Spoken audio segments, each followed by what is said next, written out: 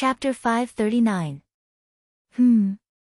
Yang Qindong seemed to have suddenly thought of something and seemed to have been enlightened. He looked at Kai Gu and said, "That's right. Just now, Emissary Kai's words did indeed remind me of something. The southern Ming Empire is vast and has a large population. Perhaps we can think of something from there." "Oh, is there any solution?" Seeing that the situation seemed to have taken a turn for the better, Kai Gu asked with glowing eyes. Yang Qindong did not immediately say the answer. Instead, he went silent for a while before muttering to himself, "The so-called vast land and abundant resources are true. However, it is a pity that those things cannot be moved or moved. The southern Ming Empire also does not want the mercenaries to interfere with the matters there. Thus, this problem can be eliminated.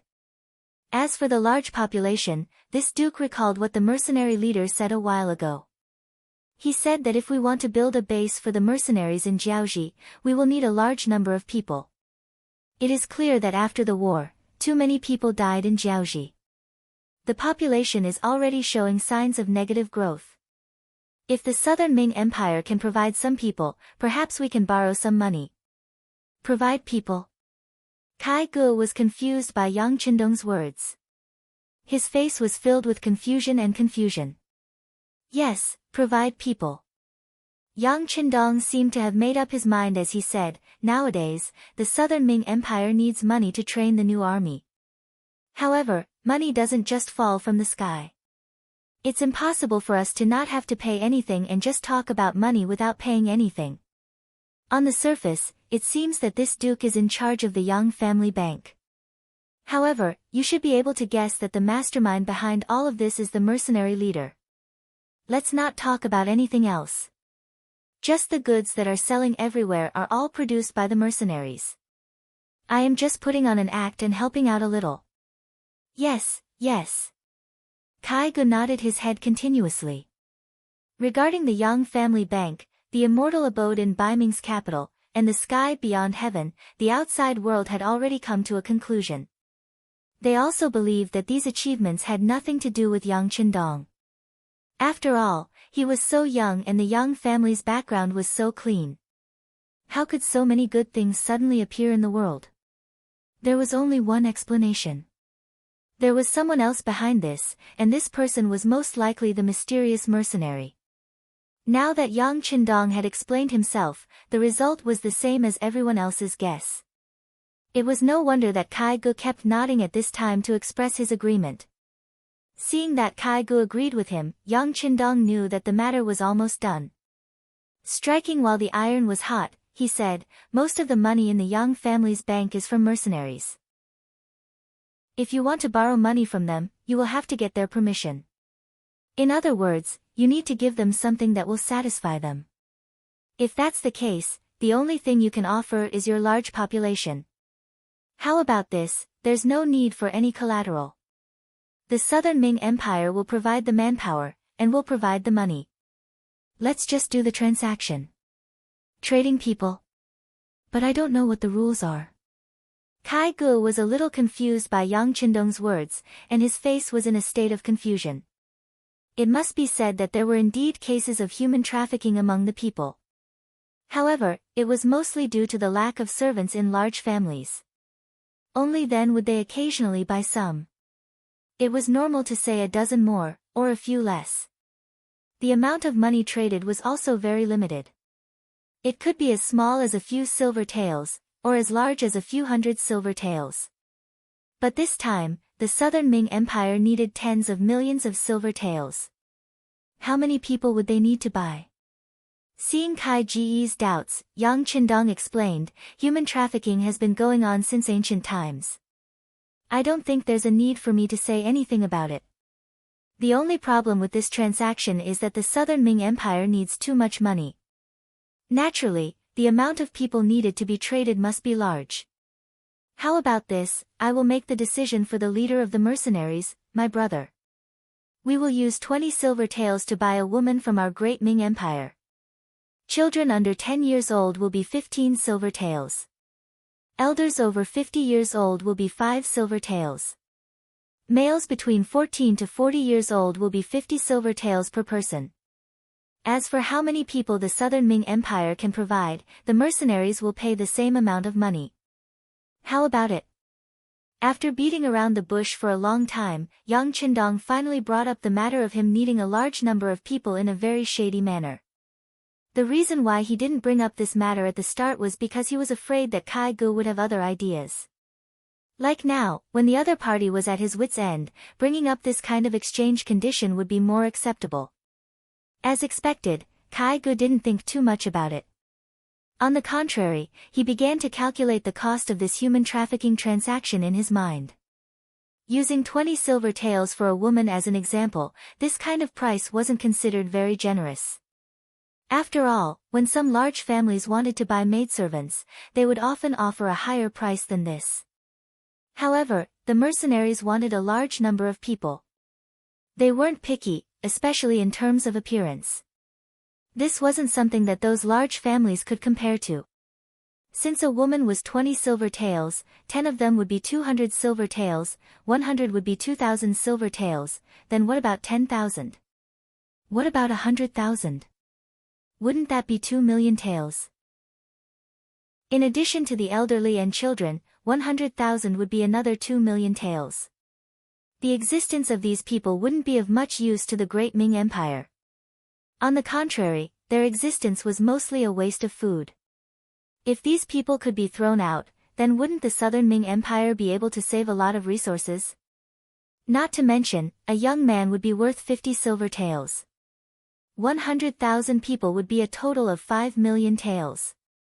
Speaking of which, what the Southern Ming Empire had the most right now was naturally the population. Especially with the Min King's rebellion, many refugees from Yunnan, Guangxi, and Guangdong were heading towards Nanjing. On the way here, Kai Gu saw countless refugees. With a rough estimate, the population was at least 1 to 2 million. If all these people were traded to the mercenaries, how much would it be worth? Wouldn't the money for the training of the new army be easily gathered? Not to mention that the mission would be completed, it would also reduce the pressure on the Southern Ming Empire. Wasn't this killing two birds with one stone? Presumably, after the mission was completed, the emperor would definitely look at him in a new light. The more he thought about it, the more excited Kai Ji's heart became. When he looked at Yang Qindong, there was a burning feeling in his eyes. Duke Zhongdan, I wonder if there is a limit to this transaction. There is no limit. It depends on how much money you need and how many people you can provide. Of course, there's one thing that needs to be said, and that is that we won't force you to buy them. You shouldn't force us to sell them to you either. If you force them and they try to escape or commit suicide on the way here, then we won't take the blame. Those people's bodies still have to be sent back, and the money has to be returned. Otherwise, if we anger the mercenaries, it won't be good for anyone.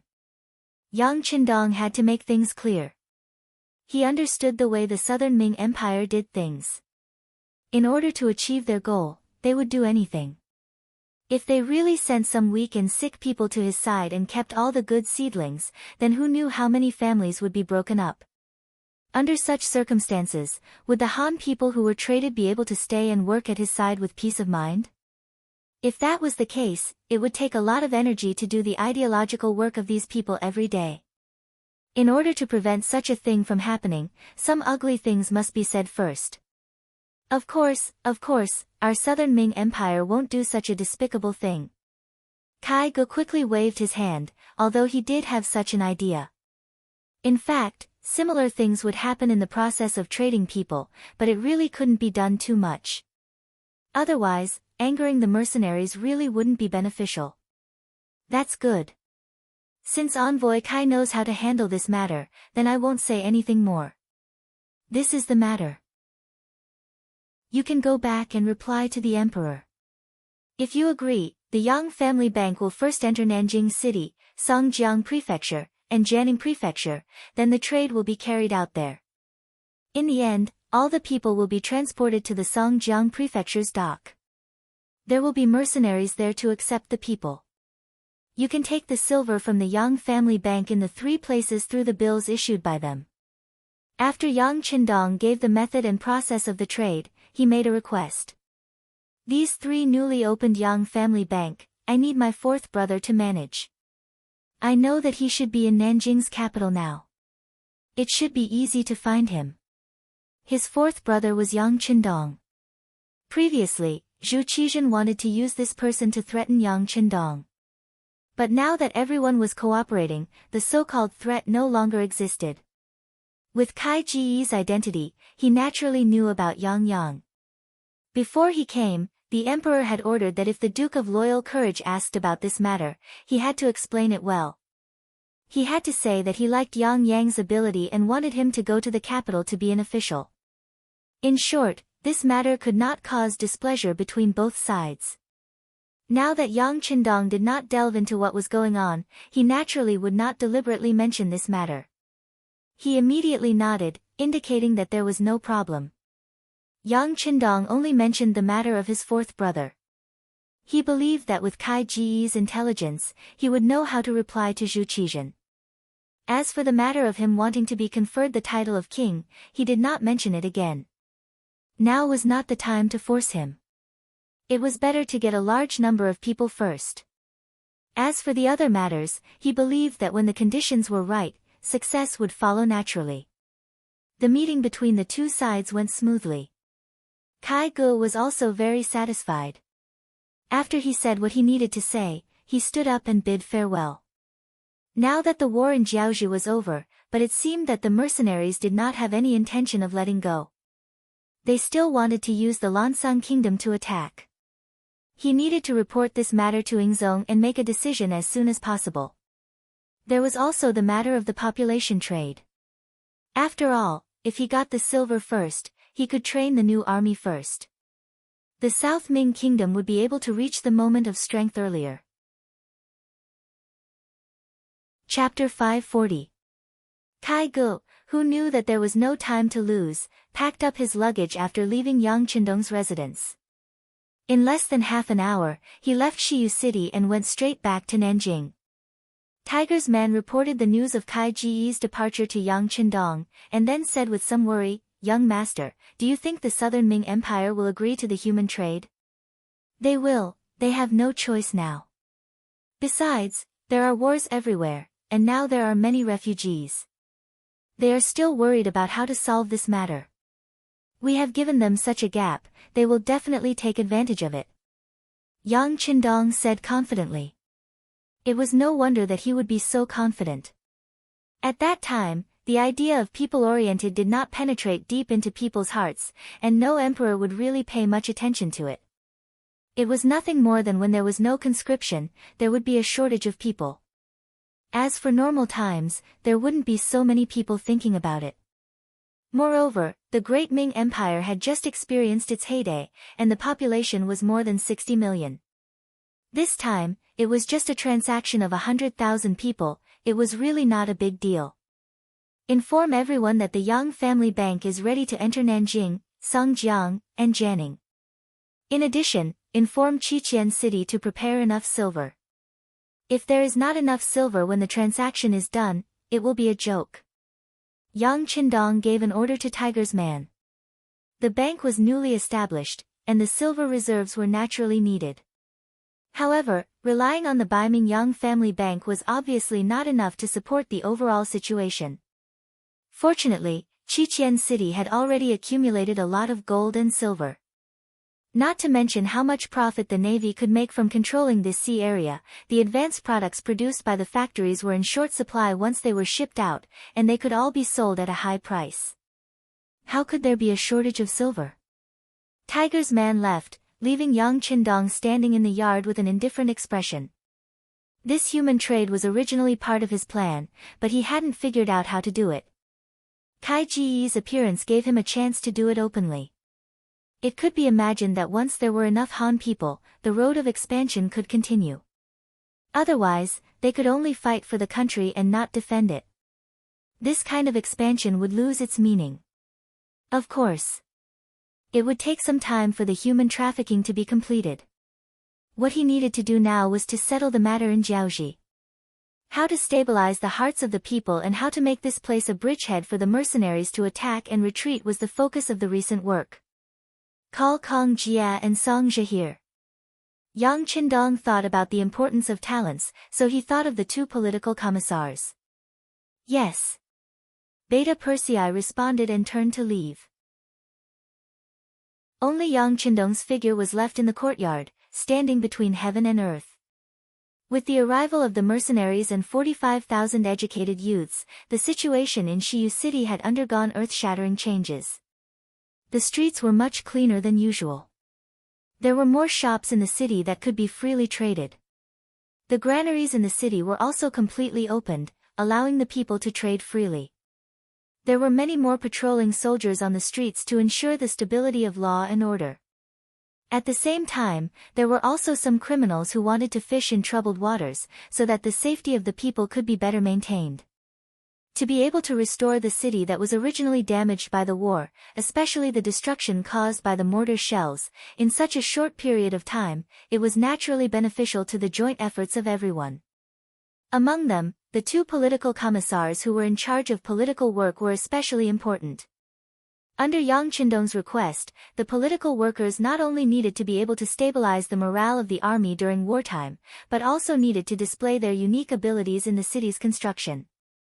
In this regard, Kong Jia and Song Jia did very well. Under their command and leadership, the political workers at all levels in the army displayed their abilities. Shiyu City could be said to be changing every day. Just when the two were busy, a member of the 2nd Guard Squad found the two political commissars and said that the 6th young master wanted to see them. The members of the Guard Squad had long been in the eyes of the officers at all levels, so they naturally recognized them. Seeing the person coming, the two political commissars did not say anything. After handing over the matters at hand, they followed the person to the temporary palace in the city. In the same courtyard, Yang Qindong had some fruits and tea on the table in front of him. Seeing the two political commissars coming over under the lead of Beta Persei, Yang Qindong smiled and waved at them. Come, sit here. Kong Jia and Song Jia were somewhat flattered and hurriedly stepped forward, then each found a seat and sat down. The Jiaoxi kingdom was destroyed so quickly. Not to mention others, even the mercenary officers did not expect it. Because of this, Yang Qindong was once again a legend. While his glorious image was deeply rooted in people's hearts, it also made people look up to him even more. Sensing the nervousness of the two political commissars, Yang Qindong laughed and said, Relax, you don't have to be so nervous here. This time, I called you over because I know you've worked hard. Let's relax and have a casual chat. Kong Jia and Song Jia did not really think that the 6th young master called them over for a chat. The two of them sat there and looked at each other, then said in unison. 6th young master, if you have anything to say, just say the word. Okay. Seeing that the two political commissars knew that he had something to say to them, Yang Qindong smiled, then got up and poured a cup of tea for each of them. His attitude made the two of them stand up immediately. To be able to have the 6th young master pour tea for them, this treatment was too good. The two of them felt uneasy. Fortunately, Yang Qindong quickly explained the reason for calling them over. The two of you have worked hard during this period of time, and your work has been very effective. However, even though we have conquered Jiaoxi, this is only the first step. How to govern this place and let the people here get used to our governance is the most important thing. How about it? Have the two of you ever thought of quitting the military and staying here to govern? Yang Qindong chuckled. He was ready to appoint generals. People say that it is easier to conquer a country than to defend it. The current Jiaoxi was facing such a problem. It was impossible for the mercenaries to stay here for too long. They had too many things to do. Therefore, in the future, this place would have to be independent. Even though the Jiaoxi mercenaries and the natives of Jiaoxi like Hong Jin, Chen Di, and Ruan Chunqing were in charge, Yang Qindong wouldn't be at ease if he didn't leave his own people behind. The reason he called the two of them over was obviously to choose one of them and leave one of them behind to govern Jiaoxi. Yang Qindong had quite a number of generals under his command. After training and systematic learning, many of them had the ability to lead an army and fight on their own. However, in comparison, he had enough generals, but not enough civil officials. There were even fewer civil officials who could govern a place. After much consideration, Yang Qindong set his sights on the two political commissars, Kang Jia and Song Zhe. After a period of observation, the performance of these two people was very good, so Yang Qindong could rest assured and entrust them with heavy responsibilities. In fact, he could have ordered one of them to stay behind, but he didn't do so. He wanted to see what they wanted to do. After all, nothing forcibly done was worth it. The two of them didn't expect the sixth young master to call them over for this. Caught off guard, the two of them hesitated. As the political commissar of the 1st Regiment, it was rare for him to lead an army alone. However, he was still one of the commanding officers of the 1st Regiment. Furthermore, he had such a powerful mercenary army. When he fought a battle, it was truly a pleasure to him. Moreover, with such a modern army under his command, he would be able to contribute a lot to the war. If they were to withdraw from the army now, it would be equivalent to giving away a lot of their contributions. This made them somewhat reluctant. Besides, they could tell that the destruction of Jiaoji was only the result of the mercenary army's initial efforts. There would be many more such incidents in the future. If they stayed behind in Jiaoji now, would they still be able to climb to a higher position in the future? Everyone has their own selfish motives, but they are also ambitious. If they stayed in Jiaoji, it would be equivalent to stopping their progress. It was no wonder they were in such a difficult position. Their expressions kept changing. Yang Qindong saw everything, but he didn't say anything. He was waiting for the two of them to make their own decisions. If they didn't want to withdraw from the army, he wouldn't force them to do anything. He would continue to look for suitable candidates. However, the two of them had a lower status in his heart. After all, they didn't see the big picture and couldn't see the big picture. Such an officer's future was limited. Time passed by slowly. After Yang Qindong drank 2 cups of tea, Kang Jia and Song Zhe finally came to a decision. After looking at each other, they spoke at the same time. "Sixth young master, I am willing to stay." Yang Qindong didn't expect the two of them to speak at the same time. Of course, he was very satisfied. Good, good. It's rare for you to see the big picture. Since that's the case.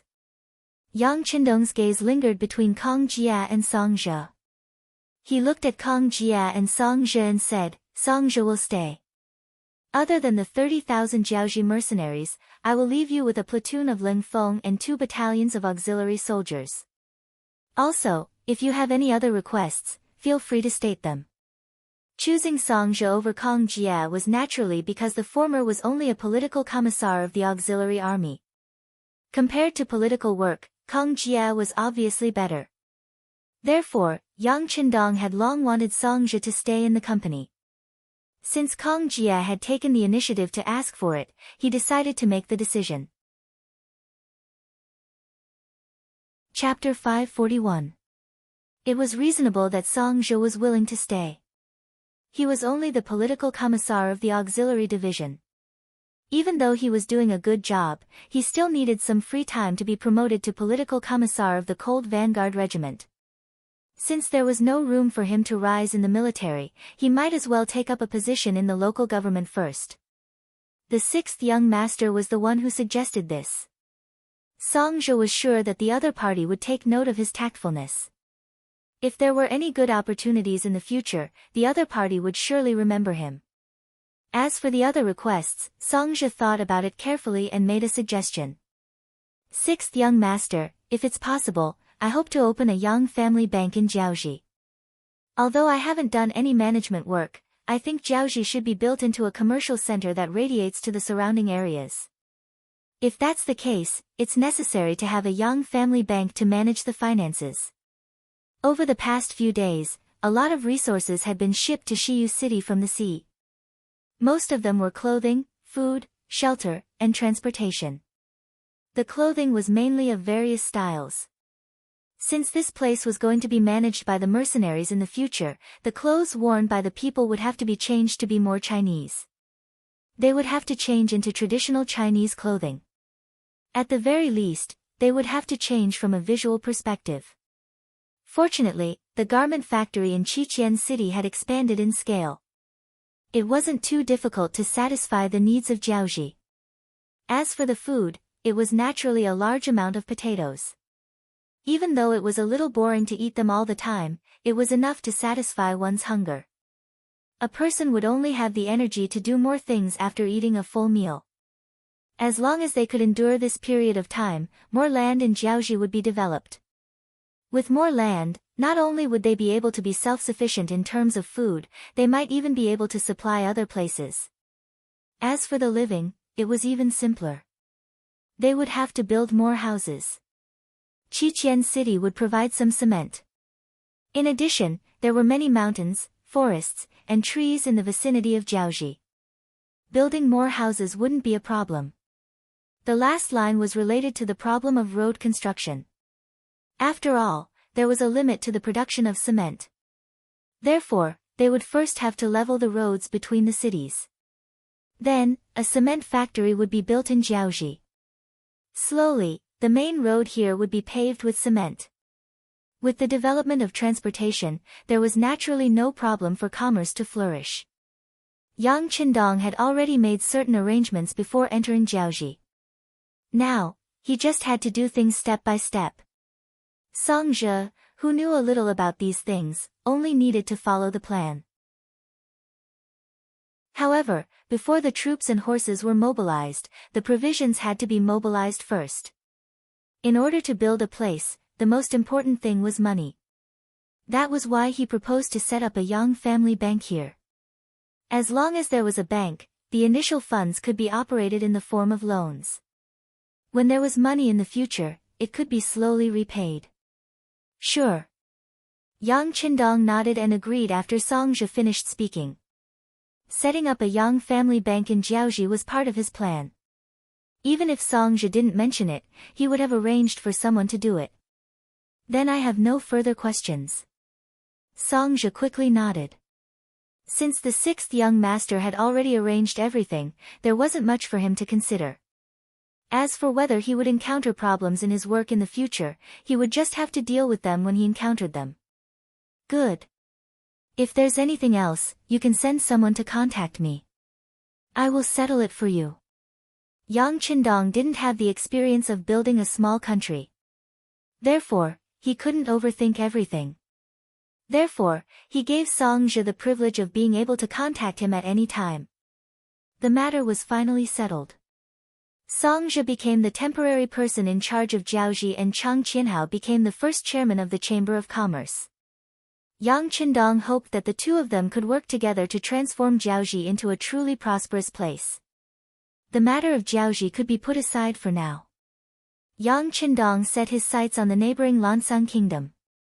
Fan Yuhai brought 20,000 Jiaoji elites and fled to this kingdom. Logically speaking, this was a good excuse to launch a military attack on the Lansang kingdom. Just like when he dealt with Jiaoji previously, he was here under the banner of the Southern Ming Emperor, and also to avenge the assassination attempt on his life. With enough justification, he had a good reason to attack. Now that he had an excuse to deal with the Lansang kingdom, Yang Qindong really wanted to lead the mercenaries to annihilate the kingdom. Unfortunately, before Yang Qindong could decide what to do, the Lansang kingdom had already sent someone to inform him that they were encircling Fan Yuhai's troops. They would definitely give the mercenaries and the Duke of Loyalty of the Great Ming Dynasty an explanation. Initially, he thought that it would be too big of a step to make a move on the Lansang kingdom before Jiaoji was stabilized. Since there was no excuse to attack, Yang Qindong could only wait and observe. At the same time, he used this opportunity to train his troops. Speaking of which, in the Battle of Jiaoji, there were too many auxiliary soldiers who contributed greatly and earned the right to be promoted to the Cold Vanguard. At the same time, there were also many temporary auxiliary soldiers who performed well and earned the right to be promoted to auxiliary soldiers. Now, the military was focused on this matter. Even the political commissar of the Cold Vanguard Regiment, Kong Jia, was no longer busy with the construction of Jiaoji. Instead, he started to organize the promotion assessment. Everyone was busy. Yang Qindong brought the first and second guards to join the assessment team. He acted as an invigilator to assess the outstanding soldiers who were promoted from auxiliary soldiers to Cold Vanguard. Southern Ming capital, Nanjing City.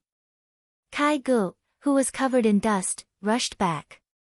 As soon as he entered the city, before he could even take a sip of water, an embroidered uniformed guard appeared in front of him and brought him to Zhu Qizhen of the Ying sect. "Beloved Minister Kai, how did it go?" Zhu Qizhen asked anxiously when he saw Kai Gu in the side hall of the palace. In the side hall, Chao Jixiang, Qian Sengliang, Kai Zhong, and a few other eunuch leaders were also present. Kai Gu knelt on the ground and recounted everything he had seen and heard along the way, including the current situation of Jiaoji. Listening to Kai Gu kneeling on the ground and saying something, Zhu Qizhen's face was sometimes gloomy and sometimes relaxed. His expression was constantly changing. Not only him, but the eunuchs standing below were also shocked. They didn't expect Jiaoji to be wiped out in such a short period of time. This gave them a new understanding and evaluation of the strength of the mercenaries. In less than an hour, Kai Gitsai reported everything he had seen and heard, especially everything he had talked about with the Duke of Loyalty. Then, he kowtowed to the ground with a respectful expression, waiting for the emperor to deal with him. Jiaoji was destroyed just like that, and Lily was captured alive? Zhu Qizhen said in a daze. It could be seen that the high and mighty Zhu Qizhen's expression wasn't too good. Even when the Great Ming dynasty was at its peak, it was impossible for them to crush Jiaoji like they did with the mercenaries. Perhaps the Great Ming dynasty's ideology of moderation played a role in this. They never had the thought of destroying other countries. But no matter what, they couldn't do anything to Jiaoji. Now, however, the mercenaries easily destroyed them. Even the old King Lily fell into the hands of the mercenaries and became their prisoner. Judging others by their own standards, how could he not feel a trace of sadness when he thought about such a thing? If the mercenaries could destroy Jiaoji so easily, wouldn't it be a huge headache if they became the enemy of the Great Ming dynasty? What was going on with Yang Qindong? Why didn't he see that he had this kind of ability before? Was it really just a coincidence that he saved the mercenary leader who had never appeared before, and that's how he gained his current power? At this moment, countless thoughts appeared in Zhu Qizhen's mind. He actually felt a faint sense of worry in his heart. Zhu Qizhen was speechless for a long time. Chao Jixiang, who was at the side, saw this and guessed the reason. This was also a skill of the head eunuch. If he couldn't guess the emperor's thoughts, he wouldn't be far from being marginalized. In the eyes of the eunuchs, the emperor was their sky and their earth. Naturally, no accidents could happen to him. Chao Jixiang only hesitated for a moment before advising, "Your Majesty, Jiaoji is a small country with a population of less than 2 million. Compared to the Great Ming dynasty, its cities are like fireflies competing with the bright moon.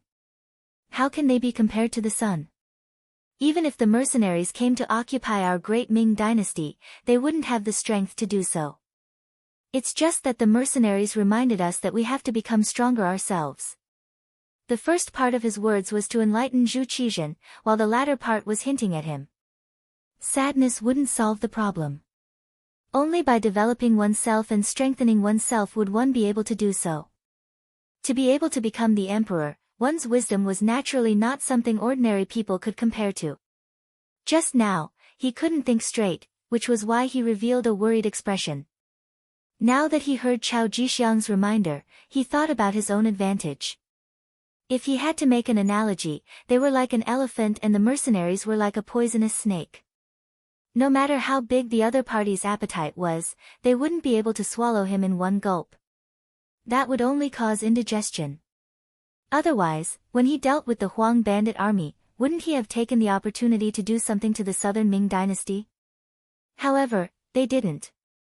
This was already very clear. Of course, the other party's strength could increase at any time. If he couldn't grasp this opportunity to help the southern Ming dynasty rise, then it would be hard to say what would happen in the future. Zhu Qizhen, who had made up his mind to become stronger, seemed to be filled with energy at this moment. Looking at the kneeling Kai Gu, he said, "Dear Minister Kai, please repeat the conditions that the Duke of Loyalty and Courage mentioned." Chapter 542. Yes, Your Majesty. Kai Gu nodded and repeated Yang Qindong's request. In the following time, Zhu Qizhen and the eunuchs discussed how much money they needed to train the new army and how many people they needed to trade. Just as Yang Qindong had expected, Zhu Qizhen did not pay much attention to population. Especially after Yunnan, Guangxi, and Guangdong were occupied by the Min King's forces. Many refugees escaped from there and were now entrenched in the southeastern provinces. There were even many who were heading towards Nanjing. According to the reports of the officials, the appearance of these refugees had greatly affected the security of other places. Their daily necessities alone were a big problem, which often gave the local officials a headache. This time, they could use the method of trading to transport these people out. As for whether this would strengthen the mercenary army, not to mention that they did not provide the population, did the mercenary army not have other ways? It was very difficult to make these refugees into an army. These people did not have enough to eat, they did not have warm clothes, and their health was generally not good. Otherwise, the southern Ming Empire would have recruited them into the army. Otherwise, the Min King's forces would not have easily let them leave their territory. In short, these people were of little value to Zhu Qizhen. Most of them were even burdens. It was a good opportunity to give them to the mercenary army and let them have a headache. It was also a good way to make them worry, so that they would not threaten him with a strong army. After thinking it through, Zhu Qizhen began to order the 3 eunuchs to count the refugee population. According to him, other than those young people with strong bodies and beautiful young women, the rest of the refugees could be used for trading. If they could exchange a large amount of money, the southern Ming Empire would have the strength to train the new army and strengthen themselves. The number of refugees had already been reported by the local officials. The number of refugees had reached 5 million. Most of them were refugees from Guangdong. Because they had been prepared for the arrival of King of Min's forces in Guangdong, they only got some fields and houses, but very few people. The number of refugees in Guangdong alone had reached nearly 3 million. Among the 5 million people, the ratio of women and men was almost equal, each taking up a third. The ratio of old people and children was also almost equal, each taking up a sixth. With this calculation, a rough result could be obtained from the accounts. The women had about 1.5 million, each 20 taels of silver, which was 30 million taels of silver. The old people had about 900,000, each 5 taels of silver, which was 4.5 million taels of silver. The children had about 900,000, each 15 taels of silver, which was 13.5 million taels of silver. The men had about 1 million, each 500,000 taels of silver, which was 50 million taels of silver. Altogether, the total population was about 4,300,000 people. If they were to trade, they would be able to obtain 98 million taels of silver. After the number came out, even Zhu Qizhen could not help but suck in a breath of cold air. He didn't expect that a group of vagrants could increase his income so much. Once they had this 98 million taels of silver, the economy of the southern Ming Empire would be revitalized. Not only would they have the money to train the new army, they could also make more armor and weapons. At the same time, they could also use it to develop the country. It was not impossible for the southern Ming Empire to have a drastic change. Good, good, good. Zhu Qizhen said the word good 3 times in a row, completely revealing the excitement in his heart. Pass down my decree, order all the provinces to send all the refugees to the Songjiang prefecture. And, not only the refugees, but also those who have committed crimes and have not changed. They will also be sent to the Songjiang prefecture. Great companion, this matter will be handed over to you and beloved Minister Kai Zhong. That's right, don't forget about the Yang family's fourth brother. Immediately remove the surveillance on him and let him quickly contact the Yang family bank. Tell him the specific amount of money we can trade. Don't let them not take out enough money when the time comes. At this moment, Zhu Qizhen had already thrown the threat of Yang Qindong to the side. What he needed to do now was to let the Southern Ming Empire rise again under his leadership. Zhu Qizhen's imperial edicts were passed down without the discussion of the ministers. The reason why he did this was because he did not want to give people the chance to argue. With his understanding of the ministers, once they knew that he had a human trade with the mercenaries, they would definitely stand up to stop it. Even though these ministers were already helpless against the refugees. They had read the books of sages since they were young, so they naturally wanted to learn how to be a saint. They would definitely not agree to abandon the people like this. Since they would not agree, then why did he need their permission? He was the emperor. However, there was no such thing as an airtight pants in the world, not to mention that this matter involved so many people. In less than a day, the ministers below knew about this matter. Then, they hurriedly walked into the palace. Needless to say, they were here to persuade him. Regarding this, Zhu Qizhen was already prepared. He used his body as an excuse and refused to meet anyone. As for whether they would make a fuss when they did not see him, it was up to them. If it were not for the Southern Ming Empire's ancestral teachings that there was no need to punish a doctor, he really did not mind looking for a few people at this time to kill the prestige of those ministers who only knew how to eat, drink, and enjoy every day and were useless at critical times.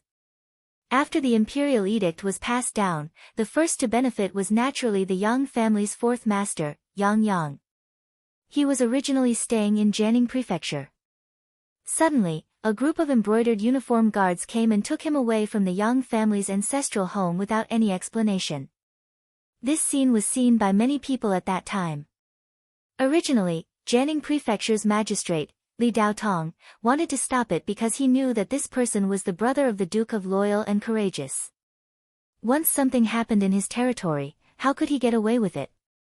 However, when he appeared with a group of magistrates and saw that they were all embroidered uniform guards wearing flying fish robes, black gauze hats, imperial belts, and embroidered spring sabers at their waists, he immediately became terrified. These were all the emperor's people.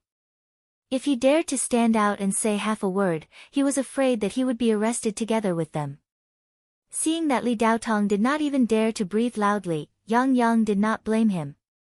In fact, he had already prepared for this scene in front of him. He had always heard about some of the things that his sixth brother had done. His achievements were so great that the Yang family would be implicated sooner or later.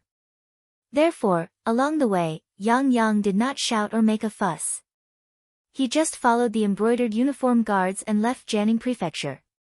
His cooperation also saved him from physical pain.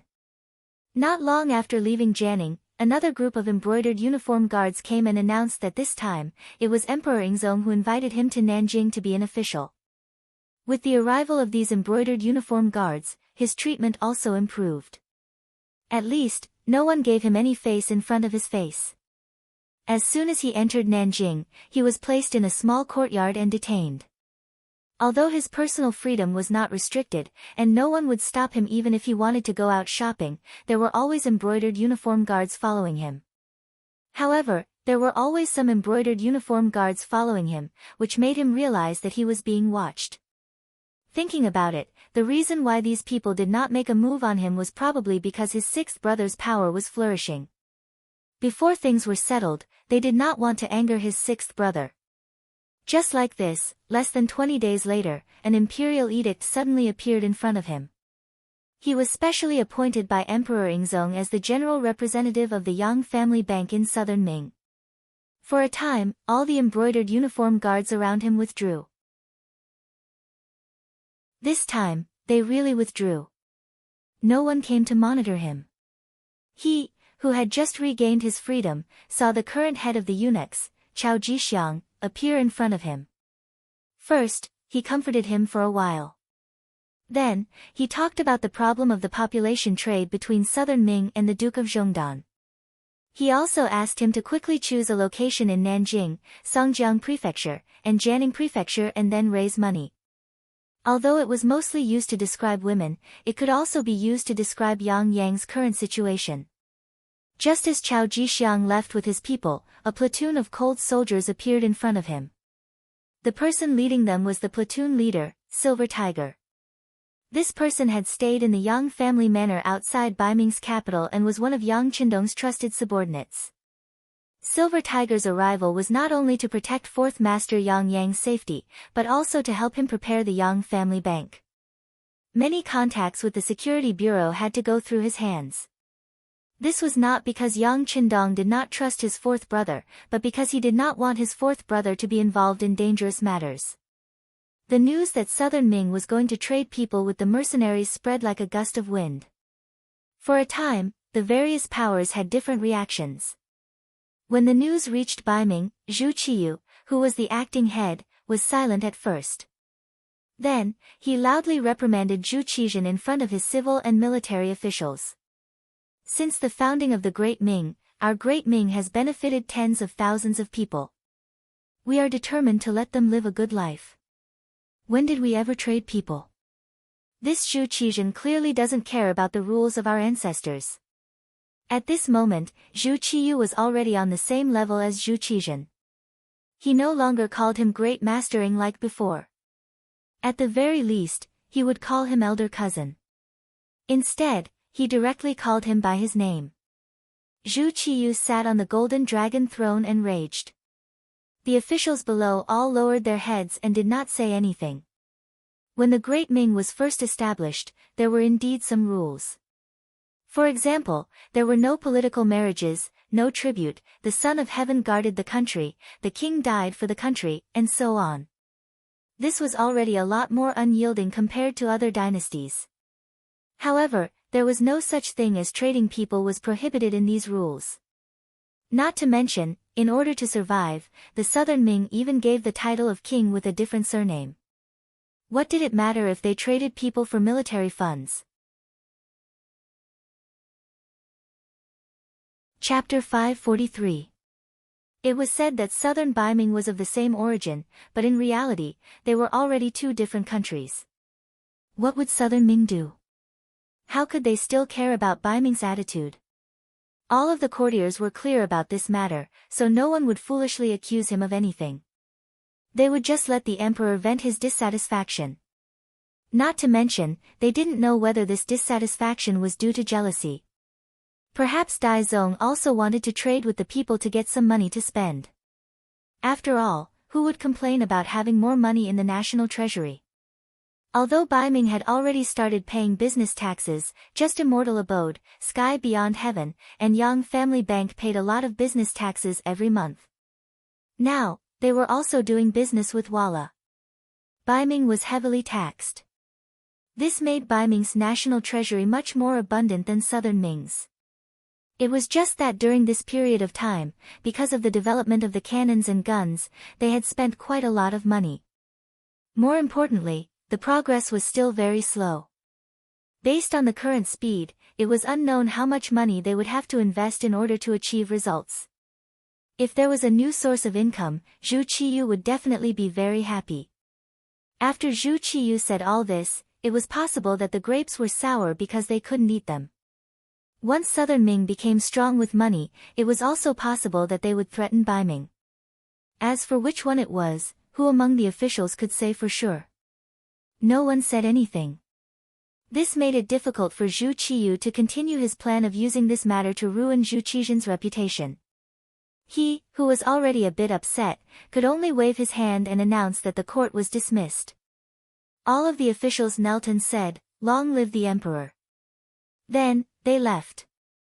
Only Jining, the chief eunuch, stood there without moving. He was originally supposed to serve the emperor. Since Zhu Qiyu didn't leave, he naturally didn't dare and couldn't leave. Beloved official Jin, don't you think Zong's actions are inappropriate? Now that there were no outsiders, Zhu Qiyu was no longer as angry as before. On the contrary, she was very calm and even changed the way she addressed Zhu Qizhen. Jining, who was standing respectfully at the side, was also somewhat unsure of Zhu Qiyu's thoughts. After all, things had happened too quickly.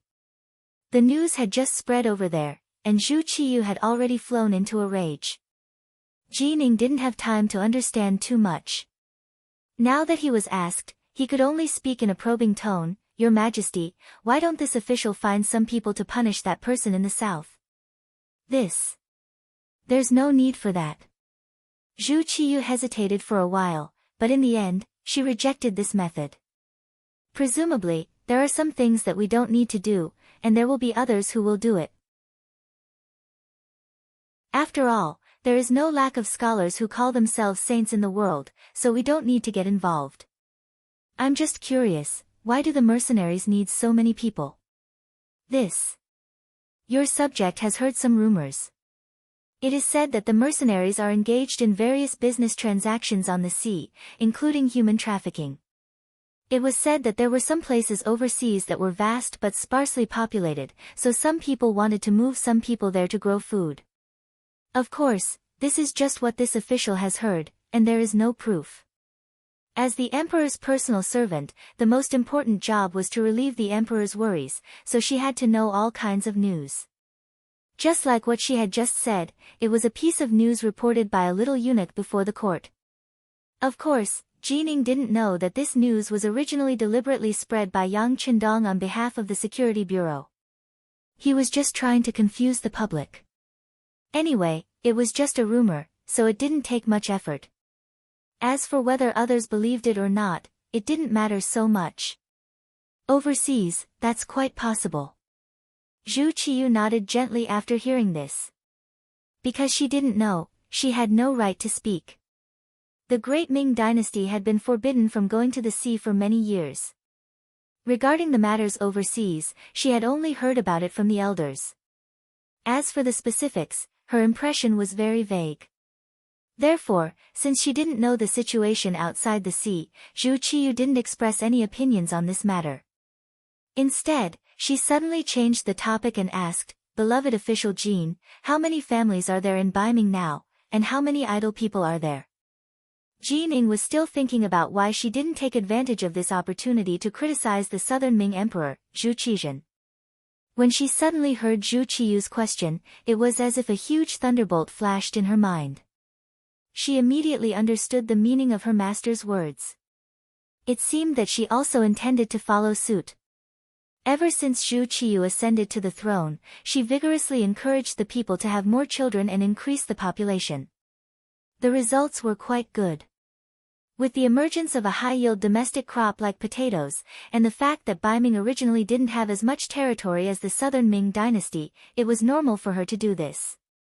It could be imagined that if this continued, in a dozen years, the population of Baiming would greatly increase. If she could use these people to trade for silver to develop Baiming, it could be considered a path to advancement. As for why Zhu Qiyu didn't do this now, it was clear that she wanted to see how the wind would blow and how much resistance there would be. This was also why Zhu Qiyu didn't arrange for people to criticize Zhu Qizhen. After thinking through everything, Jining only hesitated for a moment before replying, "Your Majesty, the southern Ming dynasty has just experienced internal strife and war, so there are more refugees. However, we have always been peaceful here and don't have that many idle people. Of course, there are still quite a few of them in the prison. They are all criminals who committed crimes during the rebellion in the capital.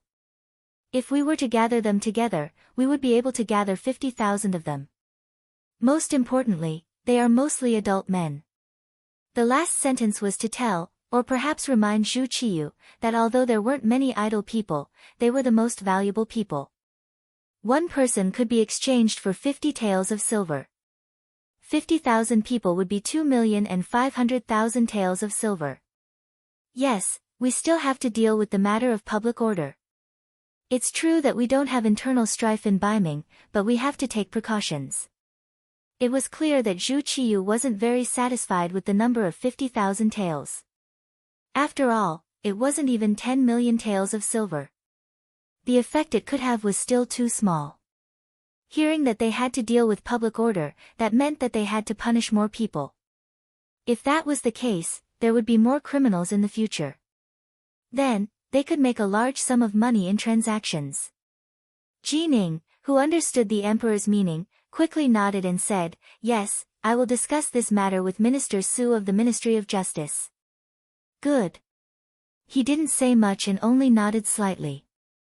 After all, as the emperor, he couldn't be too unsightly when eating.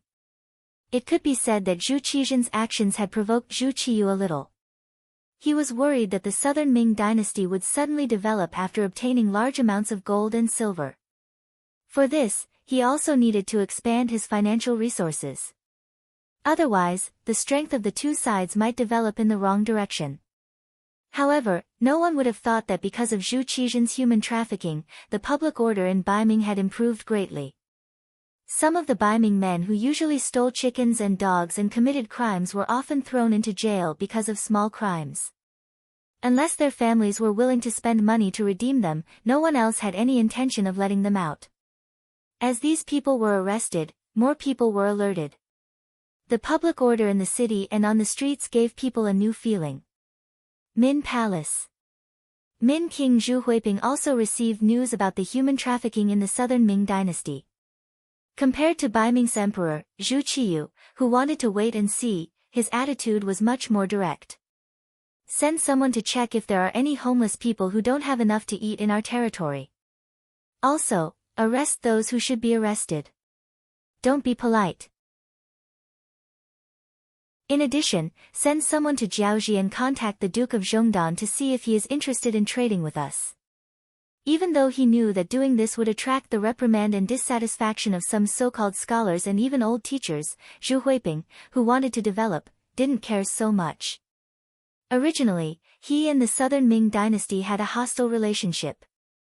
Now that the enemy had reached this step and the treasury was full, they were about to become stronger.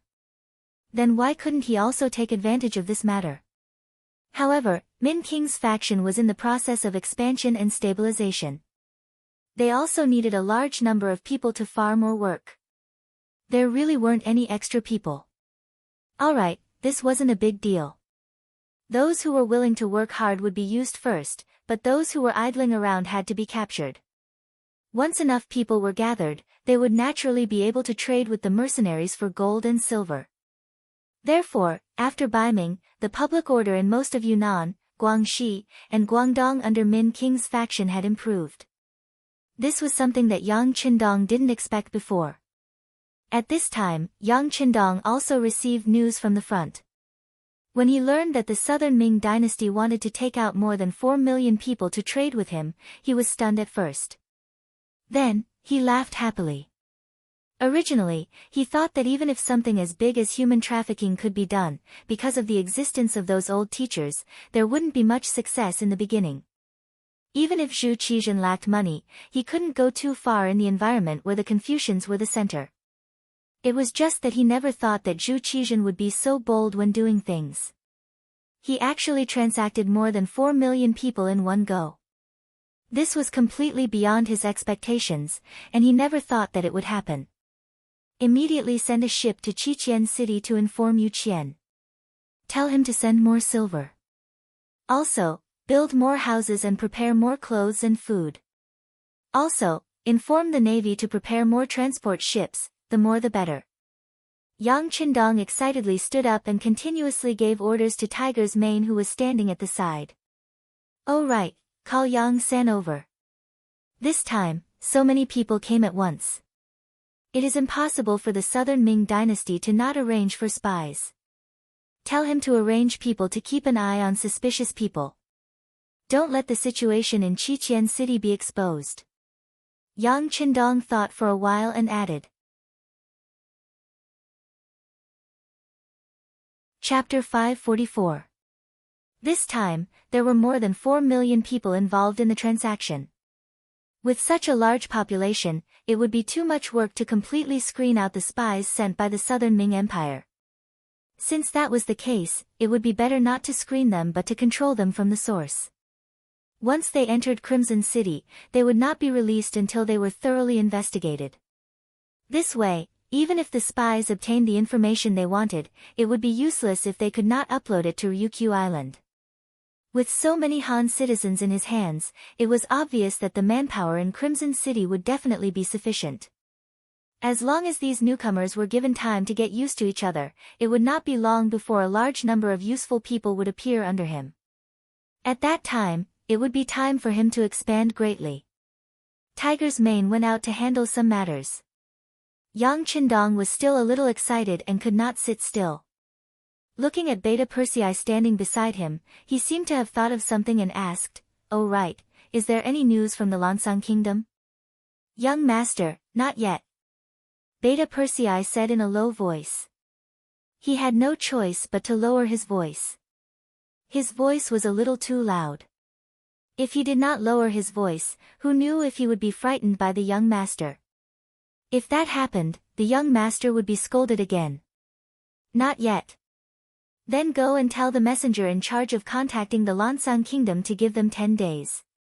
If there is still no news, then we will have to go and capture them ourselves." With so many Han citizens, Yang Qindong could be said to be full of confidence. If the Lansang Kingdom wanted to continue to be perfunctory, he did not mind sending troops to destroy them. Although the time was not completely ripe yet, if he squeezed a little, it could be considered as barely occupying another country. Yang Qindong's tone became a lot more vigorous. When the news reached the Kanglan Kingdom, King Paisai became nervous. Who was Yang Qindong? He was the general of the mercenary army. The powerful Jiaoji Kingdom had been destroyed so easily. In comparison, in terms of military strength, they were slightly weaker than Jiaoji, although he did not want to admit this fact. Previously, Jiaoji was the scapegoat for sending assassins to assassinate Yang Qindong, and was annihilated just like that. Now that Fan Yuhai was in Kanglan Kingdom, this excuse absolutely could not fall into the hands of the other party. General Sangwang was called and Paisai inquired about it. Sangwang La, the representative general of the Laos, was just like Lodi, the general of the Laos who had fallen into a trap. The only difference was that he was representing the interests of the Laos. "Your Majesty, General Sisi is having a meeting with General Fan Yuhai. It's just that according to the news from the front, some of what General Fan said is not without reason." Sangwang La first bowed to Paisai, then told him what he had just learned. The so-called General Sexy is also one of the famous generals of the Lansang Kingdom. He represents the interests of the old dragon clan. "What did General Fan Yuhai say?" Paisai asked with a deep expression. "Your Majesty, General Fan said that since the mercenaries can find a reason to annihilate Jiaoji, they can also find a reason to deal with our Lansang Kingdom in the future. In other words, this war will be fought sooner or later. Since that's the case, why don't we take advantage of the fact that the enemy is tired from the battle and suddenly attack? At least we will have the upper hand, and General Fan Yuhai will fully support us when the time comes. It's equivalent to having one more ally and more strength." Sangwang La said as he carefully observed King Paisai's expression. King Paisai fell silent when he heard this. How could he not know this? In the words of the Han people, this was called, without the lips, the teeth would feel cold. However, the mercenaries were pressing him. If he did not hand over Fan Yuhai, he would be in trouble. The current Lansang Kingdom was not ready for war yet. Especially after the defeat of General Lodi's 100,000 soldiers, the entire kingdom was afraid of war when the mercenaries were mentioned. If they did not get rid of this fear, how could they fight the next war? Seeing Paisai standing there in silence, Sangwang La spoke softly. Sangwang La, who was watching from the side, whispered, "Your Majesty, why don't we tell the mercenaries that Fan Yuhai escaped with his soldiers and we didn't catch him? This way, at least on the surface, they will not be able to find trouble with us. Unless they want to deal with us in the first place, then there is no need for a reason at all. Is that okay?" Paisai asked without confidence. "Why not? To put it bluntly, we are already giving them face by doing this. We are not a vassal state of the mercenaries. Why do we have to listen to them? We have already done our part by giving them a way out. Again, unless they really want to be our enemy, then no matter what we do, we will not be able to avoid a war. On the other hand, if they don't intend to use force against us, they won't make things difficult for us over this matter. After all, they are still 20,000 soldiers, and they are the most elite soldiers of Jiaoji. They are a force to be reckoned with, Sang Wenle said with a confident look on his face. In fact, since the mercenaries sent people to ask about Fan Yuhai, the relationship between the two sides became tense. Everyone knew that there would be a war between them sooner or later. It was just that the result of this war was sooner or later. Since that was the case, there was no need to make any concessions. At most, they would just fight.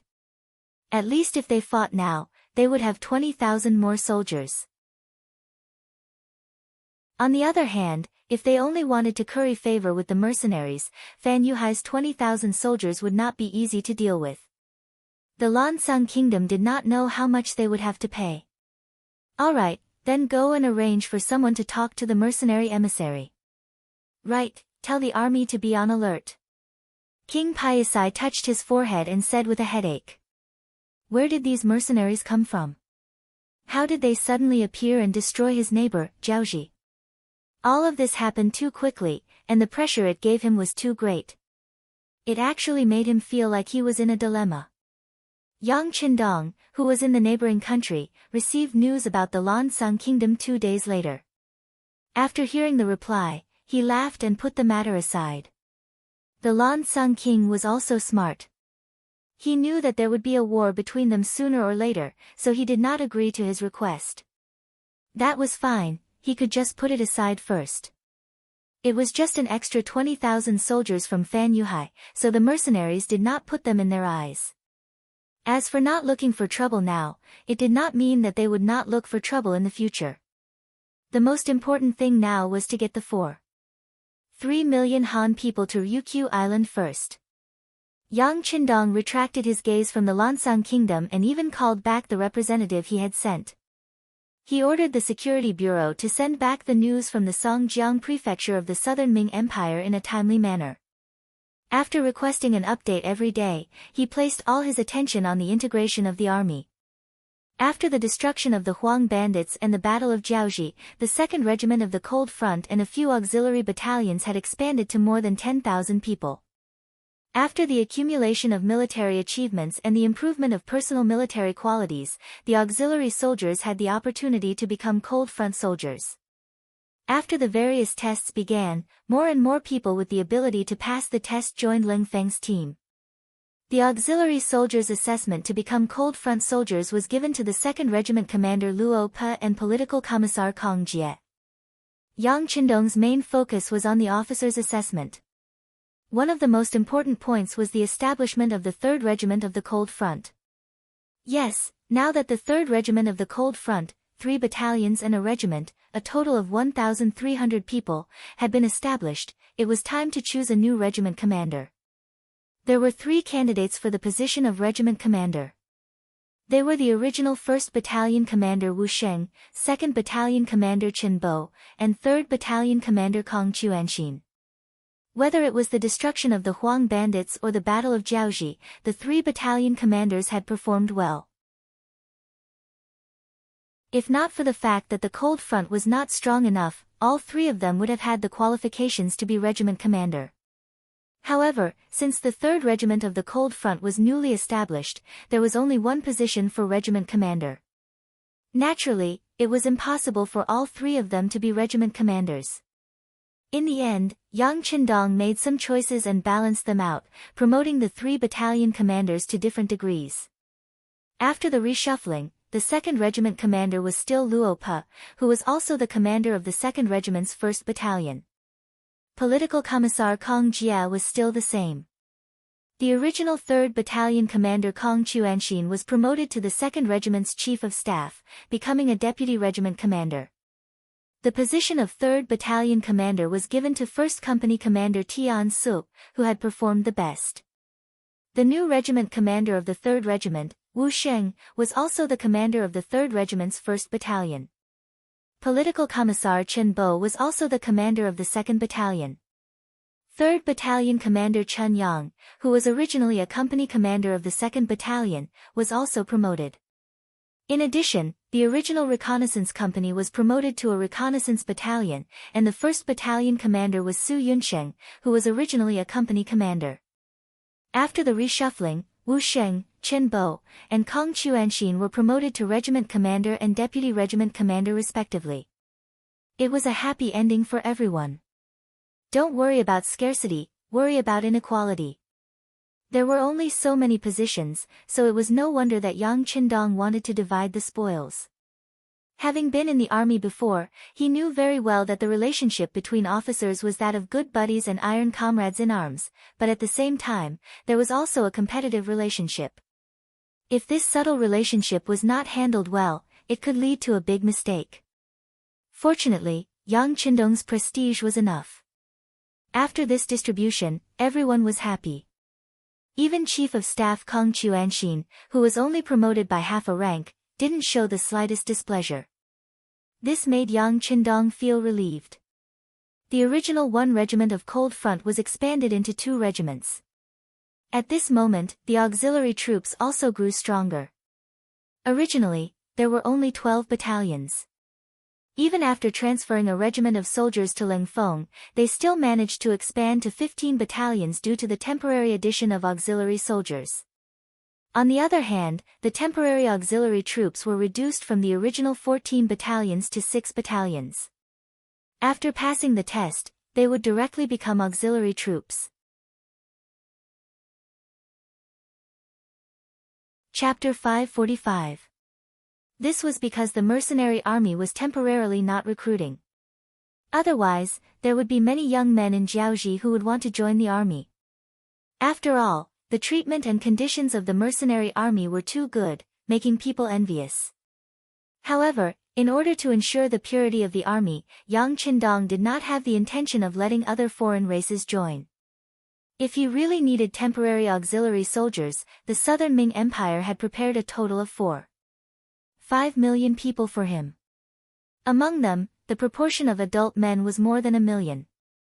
At that time, he would not be able to get as many as he wanted. After this round of adjustment, nearly a month had passed. At this time, the coast of the Southern Ming Empire's Songjiang Prefecture could be said to be a busy scene. For nearly a month, the Yangtze Navy had been doing the transportation work. Later on, when the Southern Ming dynasty opened the prison cells in the various prefectures and sold the 200,000 prisoners to the mercenaries, the total number of people involved in this transaction reached 4.5 million, and the transaction amount also reached 99 million taels of silver. Because the Great Ming Empire did not pay attention to commerce and focused on agriculture, their annual tax revenue was only 10 million. After deducting the official's salary and various expenses, the total amount of money that could be deposited into the national treasury was only 6 to 8 million. It could be said that the Great Ming Empire was not rich. Even compared to the weaker Song dynasty, the national treasury's annual income was more than 15 million. In addition, the Great Ming Empire was now divided into the north and south. After the Southern Ming Empire lost 3 provinces' taxes, the national treasury's annual income was only a pitiful 3 million. This time, the Southern Ming Empire's emperor, Zhu Qizhen, could imagine how rich and imposing the Southern Ming Empire's emperor Yingzong would feel. When the last batch of people were sent onto the Yang family navy's transport ship, and the last sum of money was delivered to the chief eunuch Chao Jixiang by Yang Yang's hands, the Southern Ming Empire's vigorous new army training had begun. Various kinds of bustling weapon factories had also appeared. With money in the national treasury, the various departments of the Southern Ming Empire also began to complain about being poor. Facing this situation, Zhu Qizhen, who was in a great mood, waved his pen and approved all those who had a legitimate reason to ask for money. For a time, the entire upper echelons of the Southern Ming dynasty were in a jubilant mood. As for those who criticized Zhu Qizhen for trading people, there were much fewer voices. Unlike the nouveau riche mentality of the Southern Ming dynasty, the original capital of Jiaoji, Hanoi City, had a newly built commercial street that was soon open for business. At this moment, Yang Qindong had changed the name of Jiaoji to Vietnam, which would be their name in the future. Originally, Yang Qindong wanted to change it to Yunnan province. However, considering the feelings of the two emperors, he didn't provoke them and didn't do it immediately.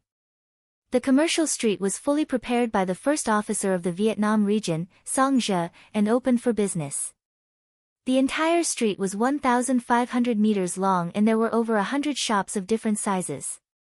Here, one could see all kinds of items sold by the mercenaries, such as toothpaste, toothbrushes, toilet paper, soap, chewing gum, white sugar, and all kinds of condiments. There were all kinds of new types of clothing, outerwear, qipao, women's underwear, glasses, and all kinds of packaged drinks. There were also instant noodles, ham sausages, and all kinds of portable canned food, canned pork shoulder, preserved vegetables with pork, for happiness meatballs, mushroom meat sauce, sweet and sour pork ribs, red braised pork. There were also high-grade divine objects, mirrors, floor clocks, perfumes, and sets of beautifully packaged cosmetics, lipsticks, and so on. As long as one entered the commercial street, one would immediately be dazzled by the dazzling lineup. The nearby merchants who heard the news could only hate that they didn't have enough eyes and hated that they didn't have enough money on them. Although the prices of the items sold in the commercial street were not high, the demand still exceeded the supply. Especially the divine objects like the mirror and the floor clocks. The former was priced at 100,000 taels of silver, while the latter was priced at 200,000 taels of silver. Soon, more than a dozen of such good things were sold. This was because the merchants didn't bring much money with them. Otherwise, they would have sold as many as they had. Think about it, how many nobles were there in a country? Even if a noble only wanted one, the country could sell hundreds and thousands of them. The most important thing was that these items were only sold by the mercenaries. As for imitating them after they bought them, it was like casually finding something from the clock. That would be enough for them to study for a long time. Once they finished their research, there would be a new product in the Crimson Nest City. Once the items were sold, it represented a large amount of money. In this era of monopoly, what was even more hateful was that there was no need to pay taxes. In just a short 7 days, the total amount of transactions reached 50 million taels of silver. This was only the first batch, because there were already many merchants who said that they would immediately return to their countries to prepare their money and prepare to come again. With regards to these potential customers, the mercenaries naturally welcomed them. In order to provoke them, Song Zhe intentionally spread the news that good items were limited. If they came late, they might not be able to buy them even if they had money. As a result, those merchants left Vietnam without stopping. They only wanted to return to their countries to deal with the items in their hands and bring more money to Crimson Nest City. The 50 million taels of silver were left for daily expenses. The total amount of 50 million taels of silver was loaded onto the ship by Yang Qindong. Then, he personally led 2 cold vanguard platoons and 14 auxiliary battalions to Ryukyu Island.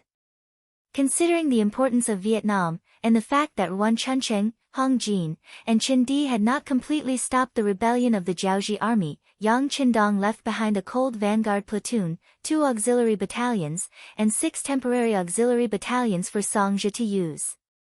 At the same time, he also left behind 50,000 educated youths in Crimson Nest City.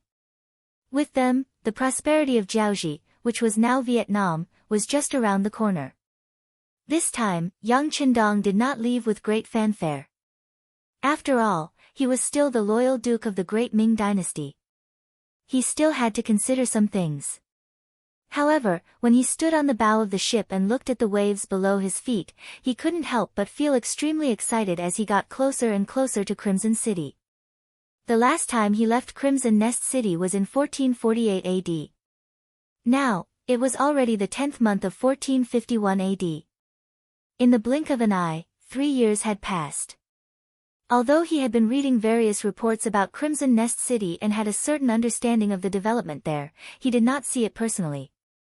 After all, he did not see it with his own eyes. His heart was filled with anticipation. On the large ship, the 2nd Marine Regiment's commander Nha Tong, the 2nd Marine Regiment's commander Luo Pe, the 3rd Marine Regiment's commander Wu Sheng, and the others were accompanying Yang Qindong. Each and every one of them was in high spirits, as if they were returning home in glory. Commander Nya, how is the situation on the island? The Shang dynasty should have been suppressed for a long time. After enjoying the sea breeze for a while, Yang Qindong calmed down a little. He turned to look at Commander Nya Tong. The reason why Yang Qindong wanted to make a trip to Crimson Nest City was not only to see how the development there was, but also to provide appropriate technical guidance. Of course, this guidance referred to taking out some relevant books. Previously, he did not give out too profound books because he was afraid that those people would not be able to understand and would be misled. Another reason was to completely take over Ryukyu Island. Originally, he was worried about the lack of population. Even if he destroyed the Shang dynasty, he would not be able to control it well.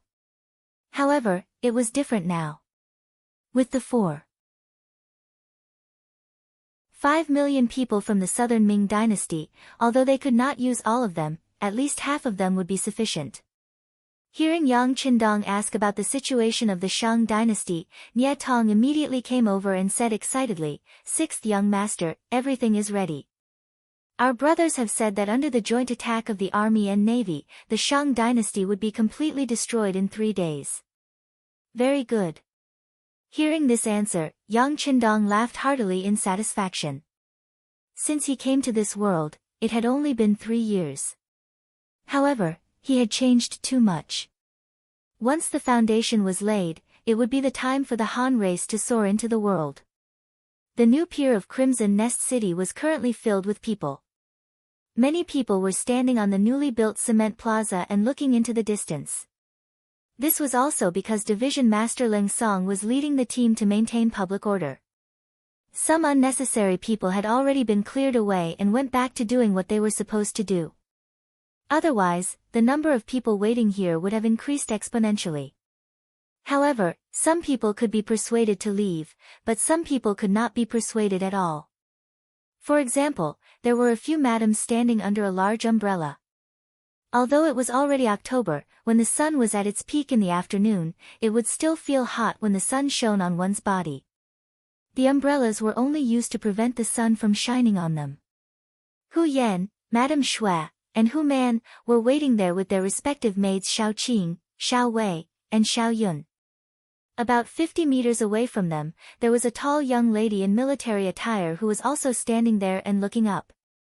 This lady was wearing a camouflage military uniform with the insignia of a major. She stood there with her back straight. Perhaps because she was exposed to the sun often, her skin was not very white. Strictly speaking, it was still a healthy, wheat-like complexion. It was precisely because of this that when her large eyes blinked, she appeared to be more spirited and had an indescribable heroic temperament. She was the head of the Crimson Nest City's military propaganda department, Wan Xiaoyu. She was the girl that Yang Qindong hugged 3 years ago. However, compared to that time, she was now nearly 1.6 meters tall. One must know that she was not yet 14 years old, but she already had a pair of long legs. If she continued to grow in this way, it would be easy for her to reach 1.7 meters tall.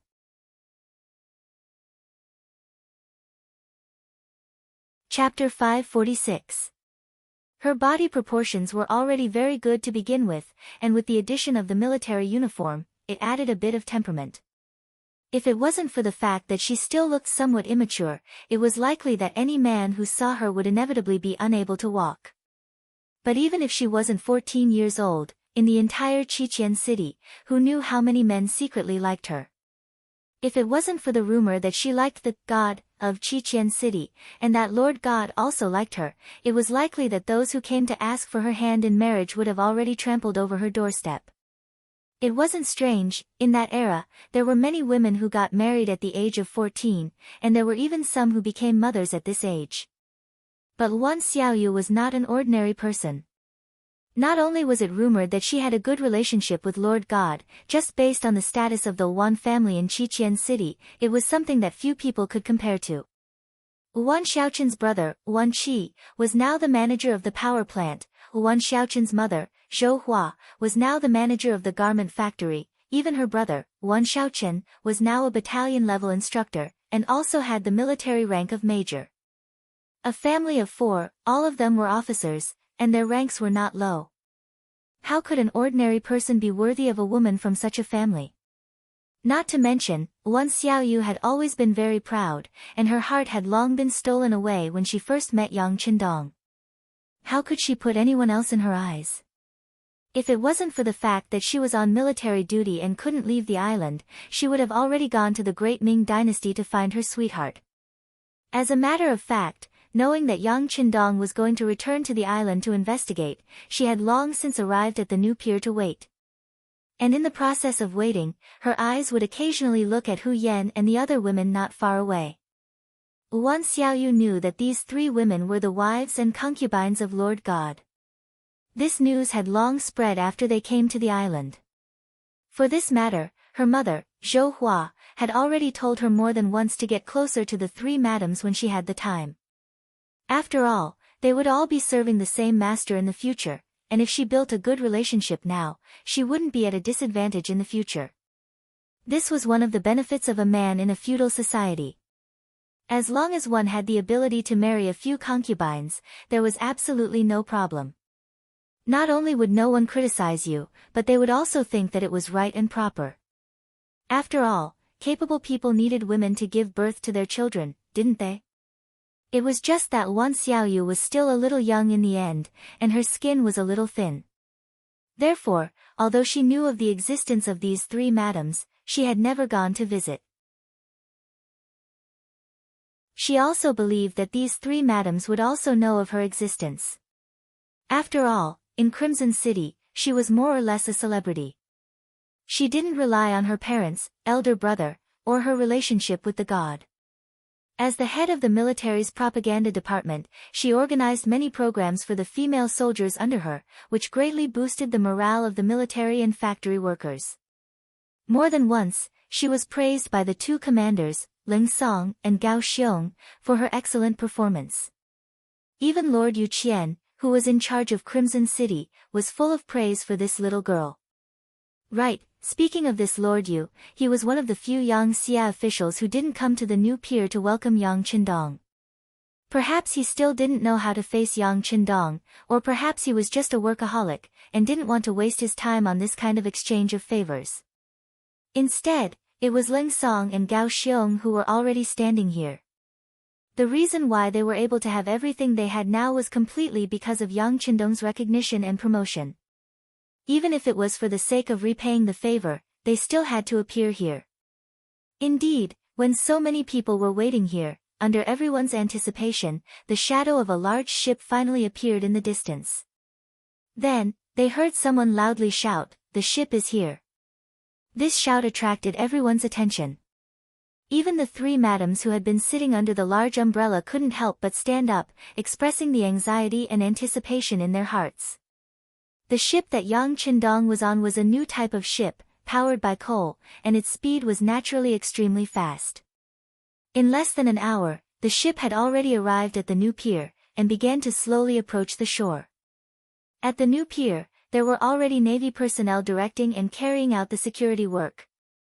Although Crimson City was Yang Xia's base, and there shouldn't be anyone who could threaten Yang Qindong here. However, for the sake of safety, the necessary security work still had to be done. Just like when the ship approached the shore, the first and second guards came down first, and took over and supplemented the security work. After the security work was arranged, Yang Qindong walked out of the ship with Luo Pe and Nia Yong, and came to the new pier. When his footsteps landed on the new pier, Yang Qindong felt a very strong sense of security. He couldn't help but feel better, and laughed heartily. Husband. As soon as Yang Qindong stepped into the cement square in front of the pier, Hu Yan had already come over with the 3rd madam, Lady Xue, and the 5th madam, Su Man. Madam, thank you for your hard work. Seeing Hu Yan and the other 2 women coming over together, Yang Qindong even grinned. Then, in front of everyone, he opened his arms and hugged Hu Yan, who was walking in front, in his arms. This action was naturally emotional. Although they hadn't been separated for a long time, they had experienced a lot, and it gave people a feeling of being separated for a long time. In addition, Yang Qindong was an emotional person, so at this moment, he naturally didn't suppress his emotions. However, such an action was still a bit exaggerated in the eyes of others. Some of the surrounding security guards and Navy soldiers couldn't help but quickly turn their heads in other directions. Obviously, for them, such an action was still a bit too much. At that time, even if there was something between husband and wife, they had to go back to the boudoir to do it. In front of outsiders, hugging was already considered an immoral thing. Once some old masters saw it, they would inevitably be lectured, or even punished. However, Yang Qindong didn't have such awareness. This was just a hug in public. Compared to the later generations who dared to kiss on the street, this was really nothing. This hug made Hu Yan very happy, but she was also a little shy. Her cheeks were red, and she whispered in Yang Qindong's ear, "Husband, many people are watching. Besides, if you want a hug, you can't just hug me. There are also 2 sisters." This was the demeanor of a first wife. Her husband had other women. Not only could she not stop it, but she also had to pretend to be very magnanimous. Even if this magnanimity was just a pretense, she had to keep up the pretense. Otherwise, the title of a jealous woman would fall on her head.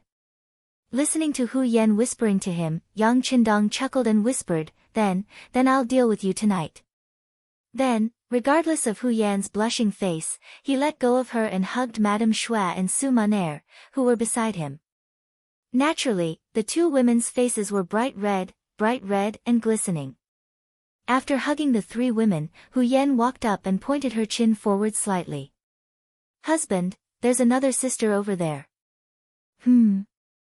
Yang Qindong looked up with some confusion and saw Wan Xiaoyu standing in the crowd. Although she was surrounded by a group of female soldiers, she still stood out like a crane in a flock of chickens, standing out from the crowd. "This is Xiaoyu? Ha, you've grown so tall." Yang Qindong's memory was good. He recognized Wan Xiaoyu when she seemed to have changed her appearance. Then, he laughed heartily and strode over. Seeing Yang Qindong walking toward her, Wan Xiaoyu's heart pounded. Then, she didn't know where she got the courage to run over and plunge into Yang Qindong's arms. Hugging Wan Xiaoyu, feeling her accelerated heartbeat and the fragrance of a young girl coming from her body, Yang Qindong couldn't help but feel emotional. The scene of the first time he saw this woman appeared in his mind. The malnourished girl who seemed to be extremely happy just by getting a piece of candy had now become a young girl and had grown up. Wan Xiaoyu felt Yang Qindong's broad chest and the warmth of his body, which made her feel intoxicated. She didn't know how many times she had imagined this scene in her heart. She just hoped that this moment would stay here forever. It was just that it was difficult for beautiful things to last forever. Not far away, 2 military officers with the rank of colonel came over. They were the 2 division commanders, Ling Song and Gao Xiong. "Okay, go to your sister whose place first. We'll catch up later." Patting Wan Xiaoyu's back, Yang Qindong said softly. "Okay."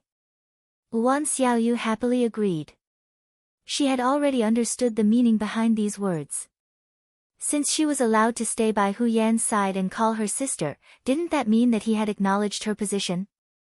Wan Xiaoyu ran to Hu Yan and the other 2 with a red face and called them sister one by one. Then, she quickly laughed and chatted with them, becoming one of them.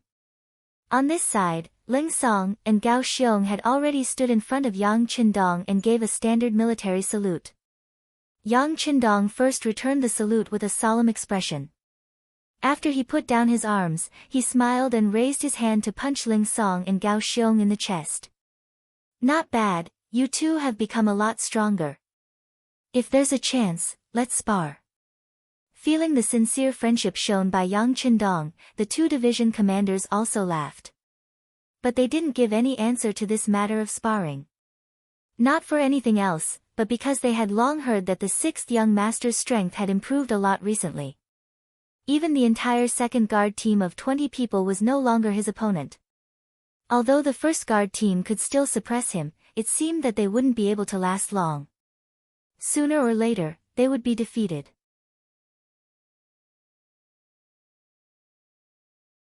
Chapter 547.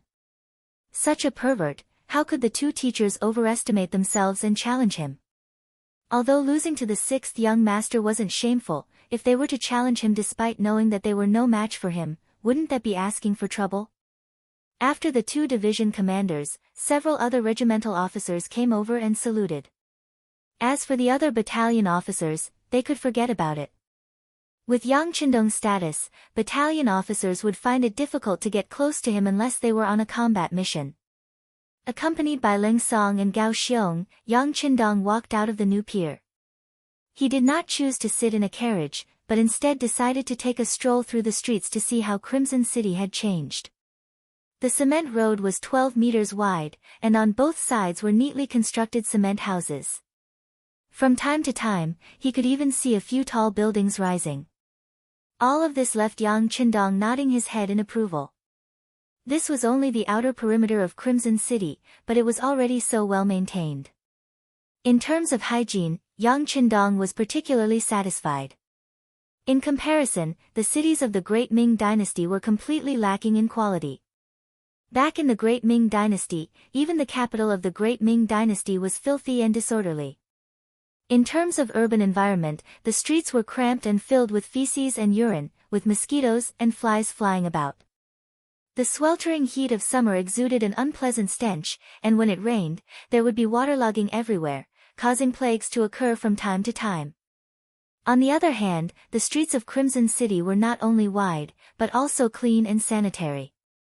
Every several hundred meters, one could see a public toilet, effectively solving the problem of people going to the toilet.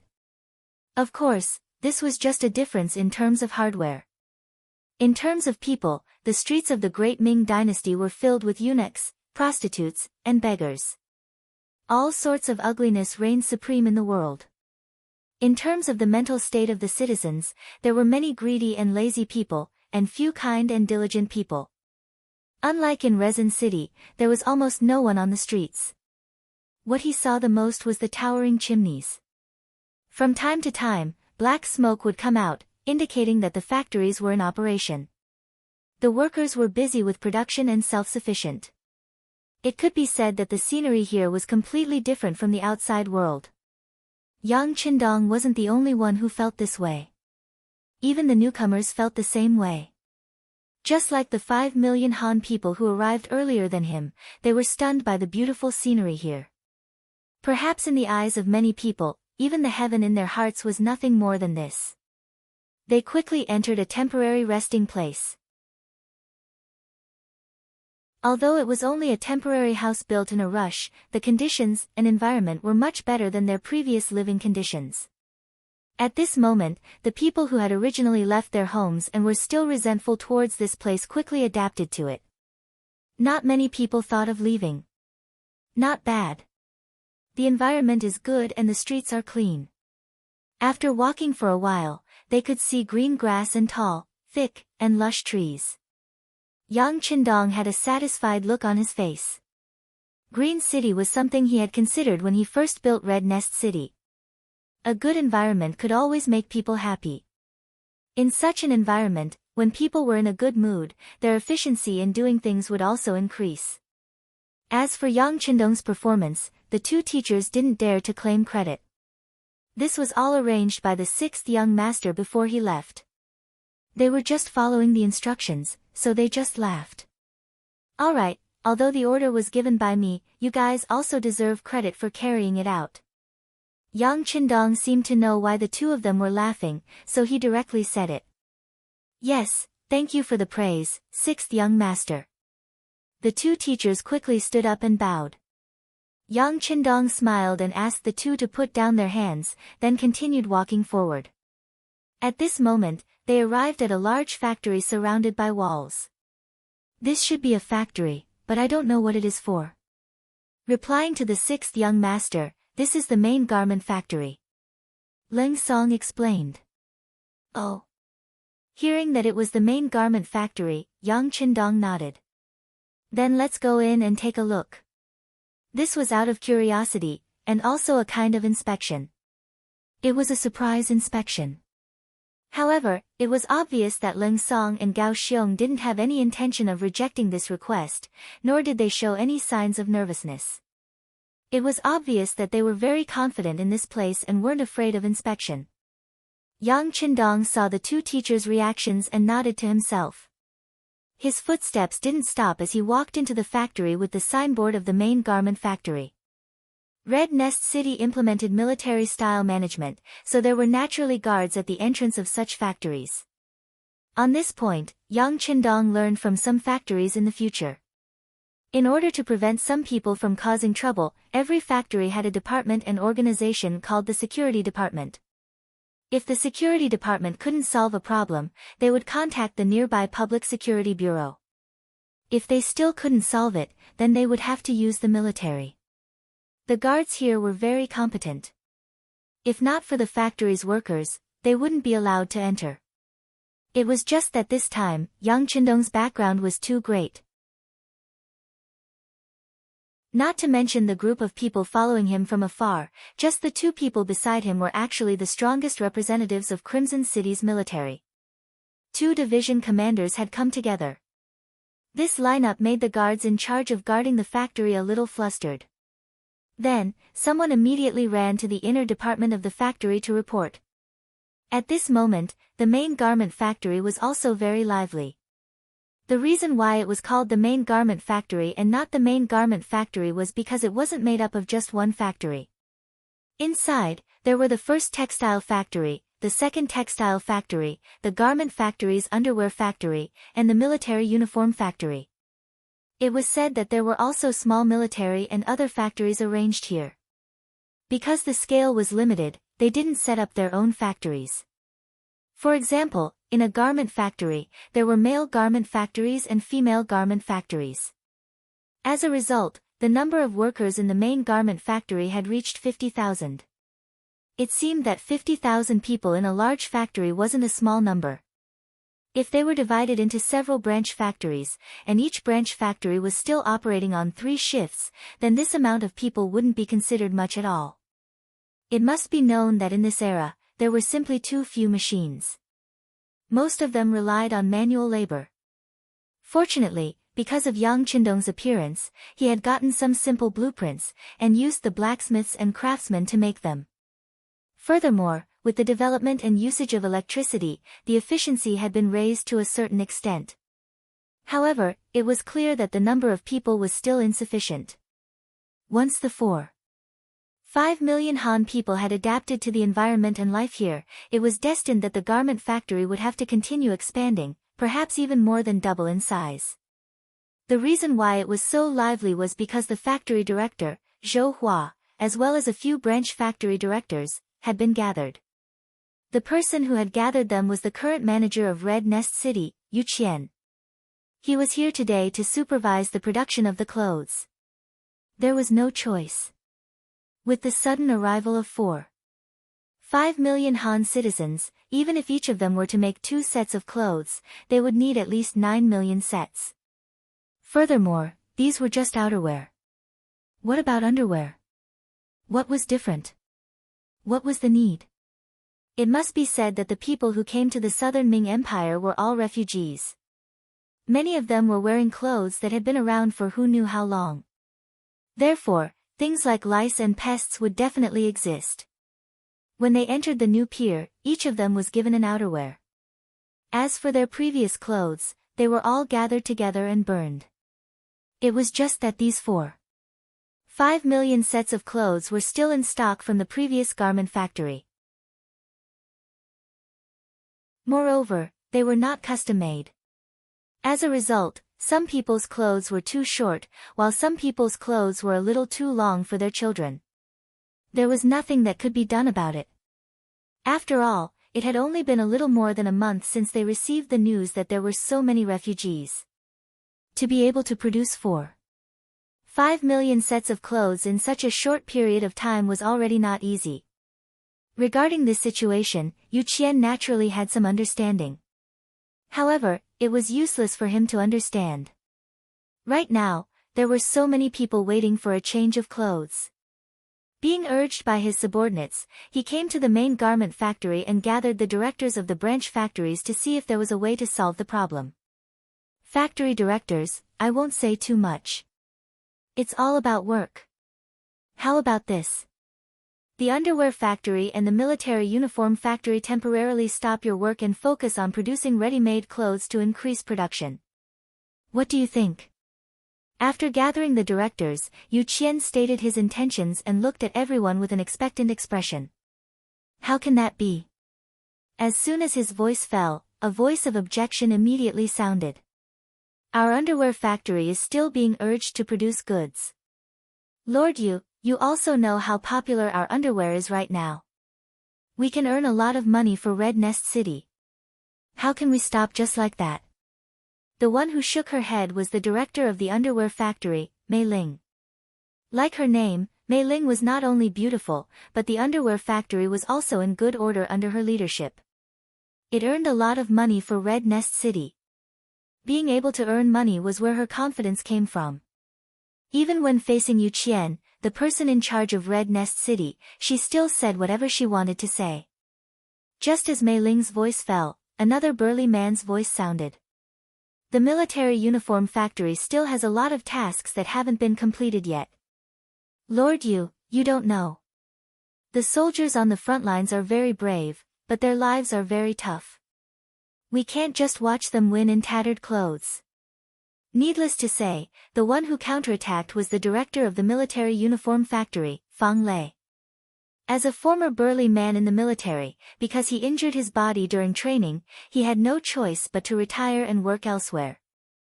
Under his leadership, the military uniform factory's work was very effective. Even the director of an underwear factory dared to talk back to Yu Qian, let alone a military uniform factory backed by the military. As one of the dozens of Cold Vanguard members personally trained by Yang Qindong, Fang Lei's qualifications were also extremely old. When Fang Lei spoke, he had such confidence.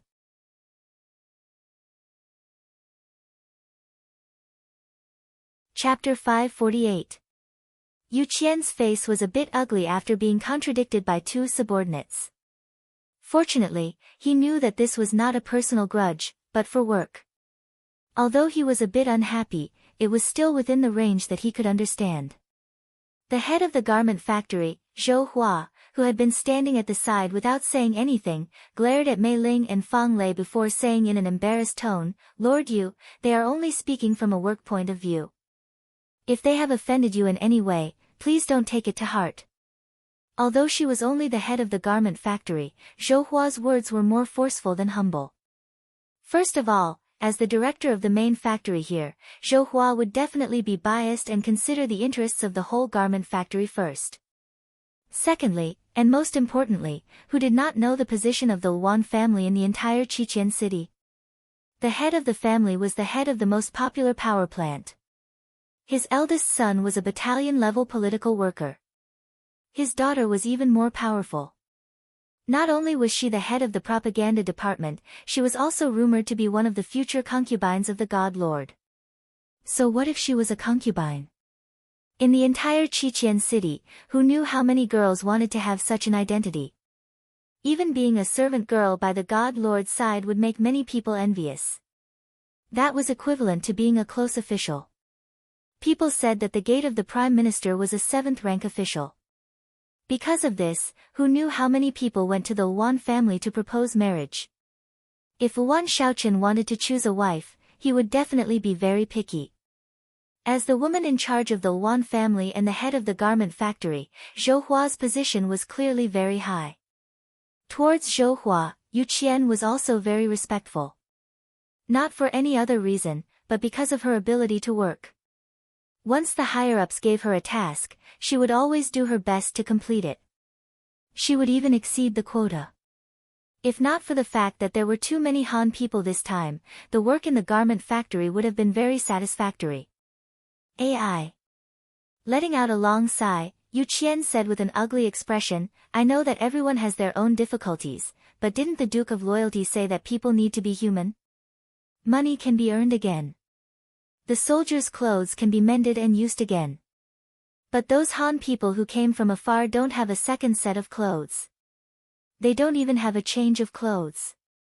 In such an environment and conditions, it's too difficult to expect them to have a sense of belonging. It's not easy for us to do our job. Since Yu Qian spoke of his own difficulties, the others naturally did not say anything. Although they did not say anything, their attitude was firm. It was not so easy to change. The atmosphere seemed to be in a stalemate, causing everyone's expressions. But at this moment, a loud voice sounded, "Lord Yu is right. Everything must be based on the people. I think the garment factory still needs more support." Who? When they heard someone commenting on the work of the garment factory, and from the tone, it seemed to be Yu Qian, the directors of the branch factories became a little unhappy. In particular, Fang Lei, the head of the military uniform factory, turned around and looked fiercely in the direction of the voice. The few of them looked in the direction where the voice came from. What they had in common was that when they saw the person who spoke, everyone was stunned on the spot. After that, Fang Lei, who was from the military, reacted the fastest. He strode forward with a face full of excitement. "Sixth young master, you've come." "Hee, factory director Fang Lei, how is it? Are you used to working here as a military person?" Yang Qindong laughed and called out the other party's name. The person who came was Yang Qindong. Ever since he released the qi in his body, his senses had become exceptionally sharp. Just now, he was accompanied by Leng Song, Gao Xiong, and the others as they walked over. While they were still far away, he heard the conversation between Yu Qian and the others. Fang Lei, who was called out, was very excited. He did not expect that after more than 3 years, Yang Qindong could still recognize him at a glance. This excitement made his eyes brim with tears. "Sixth young master, I'm still used to it." "Get used to it." Yang Qindong walked to Fang Lei's side and took the initiative to shake hands with him. Then, he patted Fang Lei's shoulder and said, "Everything is work. As long as you put your heart into it, you will still contribute. When the time comes, the people will not forget you." Yes. After receiving Yang Qindong's encouragement, Fang Lei's tears flowed uncontrollably. He originally thought that because of his body's condition, the sixth young master would forget about him after he left the army. Now, it seemed that he had thought too much. After shaking hands with Fang Lei, Yang Qindong hurriedly took a few steps forward. He took the initiative to greet the other factory directors and shook hands with them one by one. When he shook hands with Zhou Hua, he took the initiative to call out, "Aunt Zhou." As soon as Lin Mengya called her auntie, Zhou Hua's smile immediately spread across her face, as if she had drunk honey. This scene was seen by Wan Xiaoyu, who was among the crowd behind them. Her face immediately flushed red and she was very happy. This was the face that the sixth young master gave her. Thinking about it, in Crimson City, how many people could claim to be his senior? After shaking hands with everyone and thanking them for their hard work, Yang Qindong finally came in front of Yu Qian. Then, he said with a smile on his face, "Sir you've worked hard during this period." You've worked hard too." With a straight face, Yu Qian was a little uncomfortable. Thinking back to when he was in Baiming, Yu Qian still had a lot of opinions about Yang Qindong. He thought that this young man was a little too arrogant and always looked down on others. He preferred to be unconventional and such people had to be dealt with properly. Therefore, he was willing to do anything that could make Yang Qindong uncomfortable. But who would have thought that he would actually become someone else's subordinate? This was really fate making a fool out of him. Yu Qian's awkwardness was within Yang Qindong's expectations. However, Yu Qian was a capable person and he respected capable people very much. Therefore, he would not talk about the past in front of everyone, let alone make things difficult for Yu Qian. On the contrary, after greeting the few people, he stood firmly on Yu Qian's side and gave a speech. "Factory directors, Sir Yu's words are very reasonable. I once said that technology is the #1 productivity, but at the same time, we have to put people first. This time, we spent a lot of money to liberate more than 4 million Han civilians from the southern Ming dynasty. They are our brothers. As a family, how can we watch our brothers have no clothes to wear? I don't think that's possible. Therefore, I personally suggest that the underwear factory and military uniform factory cooperate with the garment factory and solve the problem of the civilians wearing clothes first. As for making money, it can be done at any time. Take care of the uniforms carefully and sew them up. I'm sure the cute soldiers below won't have any objections, right? When he said the last sentence, Yang Qindong had already turned around and looked at Ling Song and Gao Xiong behind him. Yes, sixth young master is right. Our army and the civilians are one family. It's only right that we help each other. Ling Song and Gao Xiong looked at Yang Qindong's gaze and knew what to say. Although this was Yang Qindong's personal suggestion, the entire Crimson City was created by him. What difference was there between his words and the emperor's decree? As for whether Mei Ling and Fang Lei would have any opinions. Not to mention that they had no way of refuting Yang Qindong's decision, he could decide their future with just a few words. Who would joke about this matter? What, if you don't want to work anymore, then leave. A three-legged toad is hard to find, but aren't there plenty of two-legged talents? Yes, we will immediately follow the sixth young master's instructions. Zhou Hua immediately expressed her stance.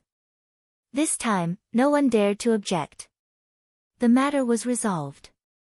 Seeing that Yang Qindong didn't have any other instructions, Zhou Hua told the factory directors to do what they were supposed to do. Originally, he wanted to let Yang Qindong say a few words, but considering that he had just returned to Crimson City and didn't know much about the various matters, he was afraid that what he said at this time would be biased, so he decided to find another opportunity. After leaving the garment factory, the person beside Yang Qindong changed to Yu Qian. Compared to the awkwardness when the two met, when they talked about work, Yu Qian's expression slowly returned to normal. Yang Qindong also had a rough understanding of the current Crimson City from Yu Qian. After the destruction of Jiaoji, about 500,000 people migrated from there.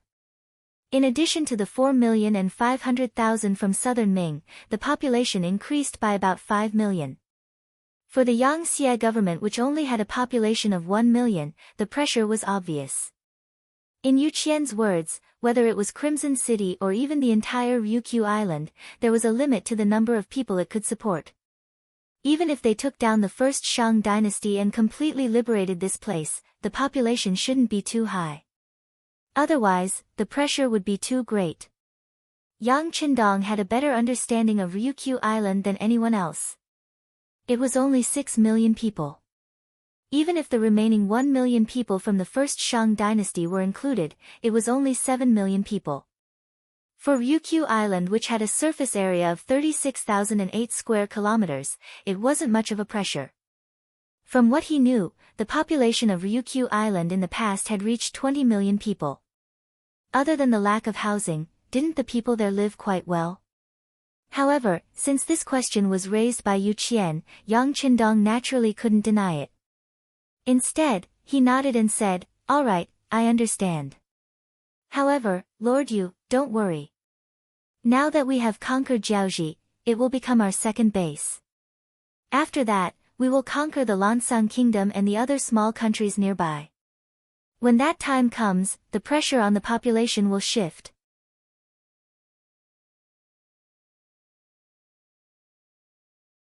Chapter 549. Listening to Yang Qindong talk about these things so casually, Yu Qian was very shocked. At this time, he really wanted to ask what Yang Qindong's goal was. If one day he really cleaned up the small countries nearby, what attitude would he use to face the great Ming dynasty? Could it be that he wanted to overthrow them? However, this kind of question was just a thought in his heart. Although he was now in charge of Crimson City, he still knew what to ask and what not to ask. The most important thing was that Yu Qian was also a nationalist in his bones. He also believed in the phrase, "Those who are not of my race must have a different heart," so he was supportive of Yang Qindong's actions. Yang Qindong had returned to Crimson City, but under his intentional suppression, this news did not spread too widely. Although some people knew that the godlike young master had returned to the island, there were too few people who had seen him. Adding on the fact that everyone had a lot of work to do, there were many things that they had to do, so not many people paid attention to this matter. This was the result that Yang Qindong wanted to see. After all, there were suddenly so many people on the island. He wouldn't believe that there weren't spies from the great Ming dynasty and other forces.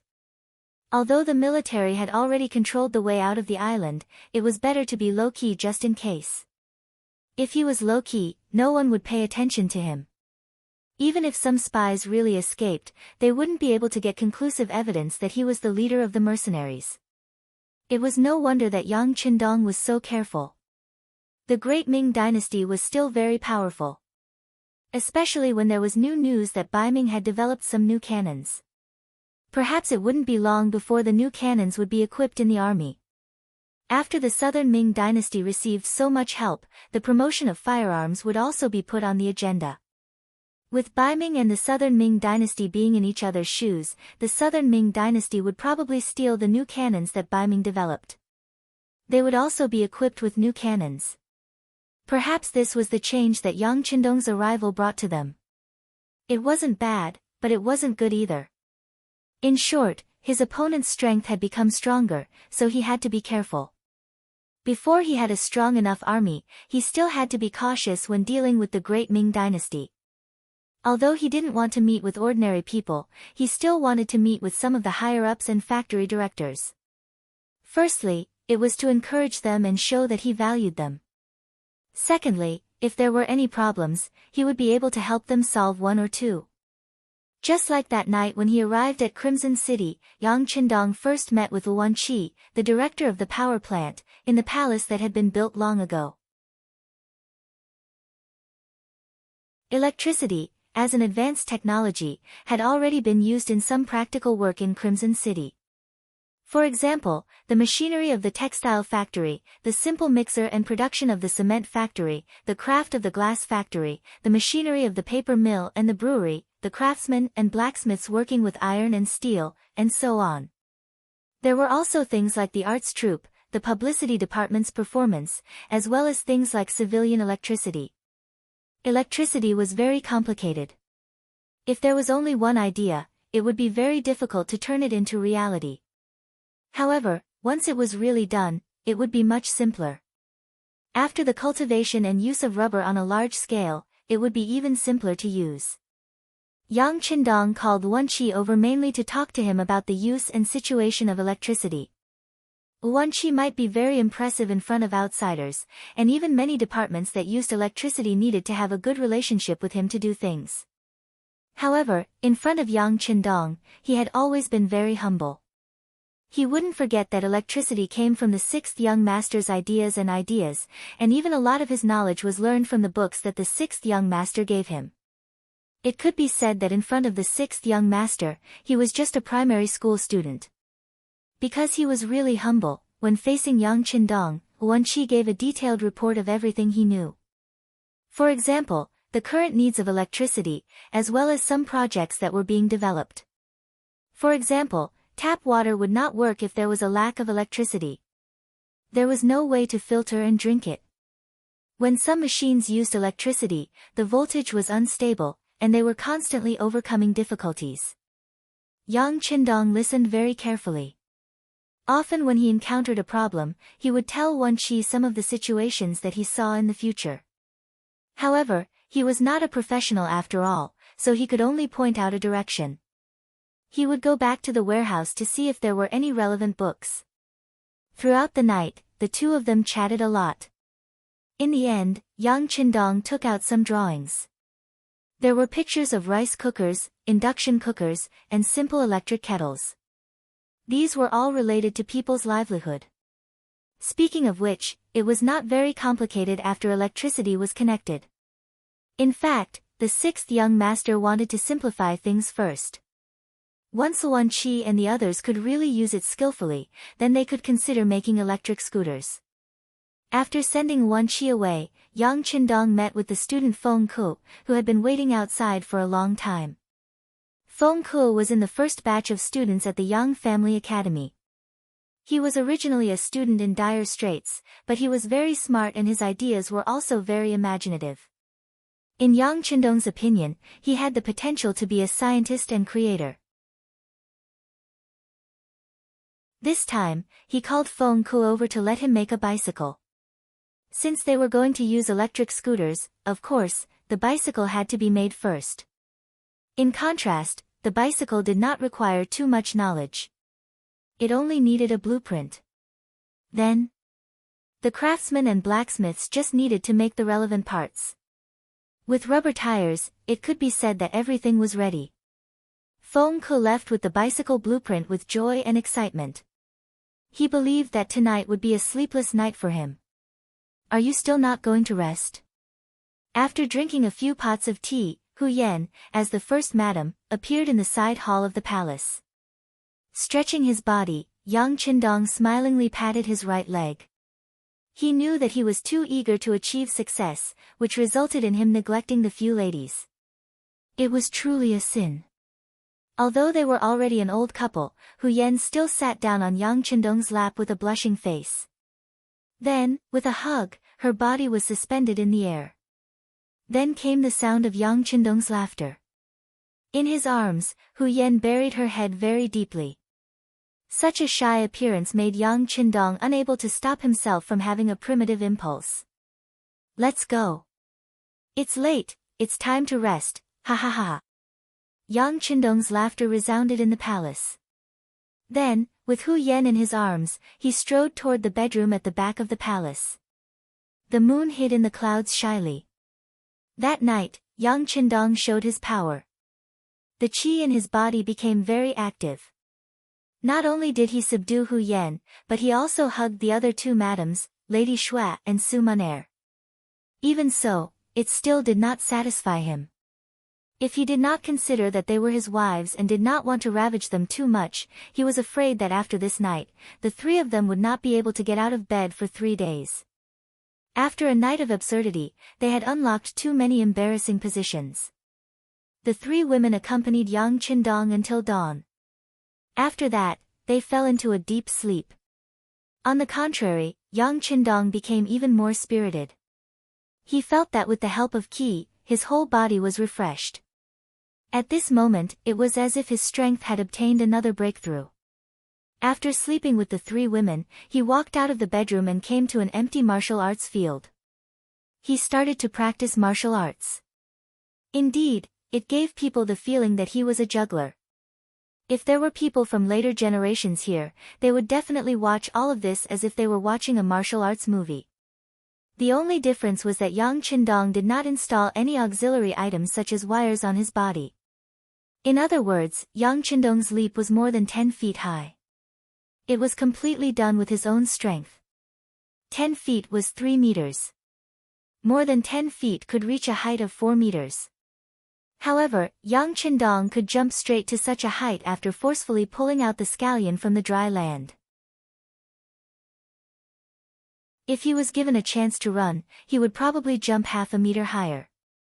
This could be described as Qing Gong. In fact, even Qing Gong was not as powerful as this.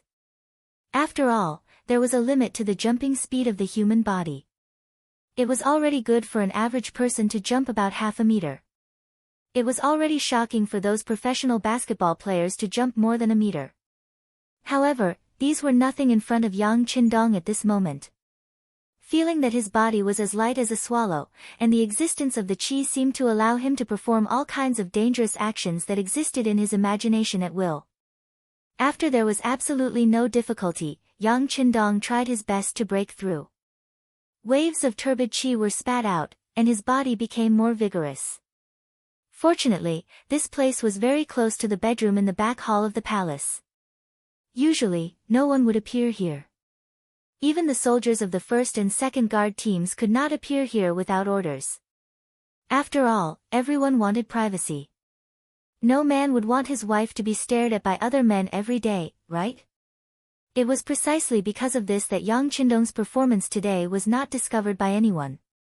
Otherwise, who knew how big of a commotion it would cause? A full half an hour, which was equivalent to an hour now. After an hour of high-difficulty training, Yang Qindong finally stopped the movements of his hands with a satisfied face. After the extremely active qi in his body, he sat cross-legged on the ground and began to absorb the essence in the air.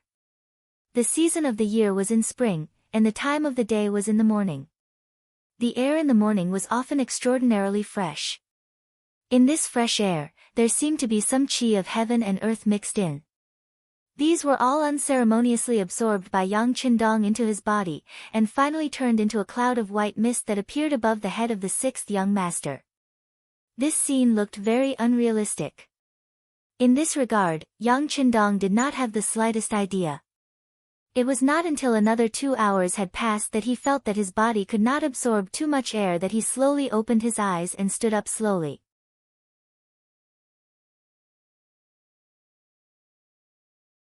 Chapter 550. At this moment, he felt that the bones in his body seemed to have become lighter. On the contrary, the strength of each punch was more than 10% stronger than before. Could it be that it can improve my body's quality and strength? I should try it more often in the future. A rare look of curiosity or even lust appeared on his face. Yang Qindong hummed a tune that no one else could understand as he left the place. After a morning of training, he was too hungry. He urgently needed food to replenish his energy. After a night of tiring, Yang Qindong didn't show any signs of fatigue. Instead, he was full of energy. After eating 3 people's worth of breakfast, he left with the first and second guard squad. After coming to Resin City, there were too many things that required his attention.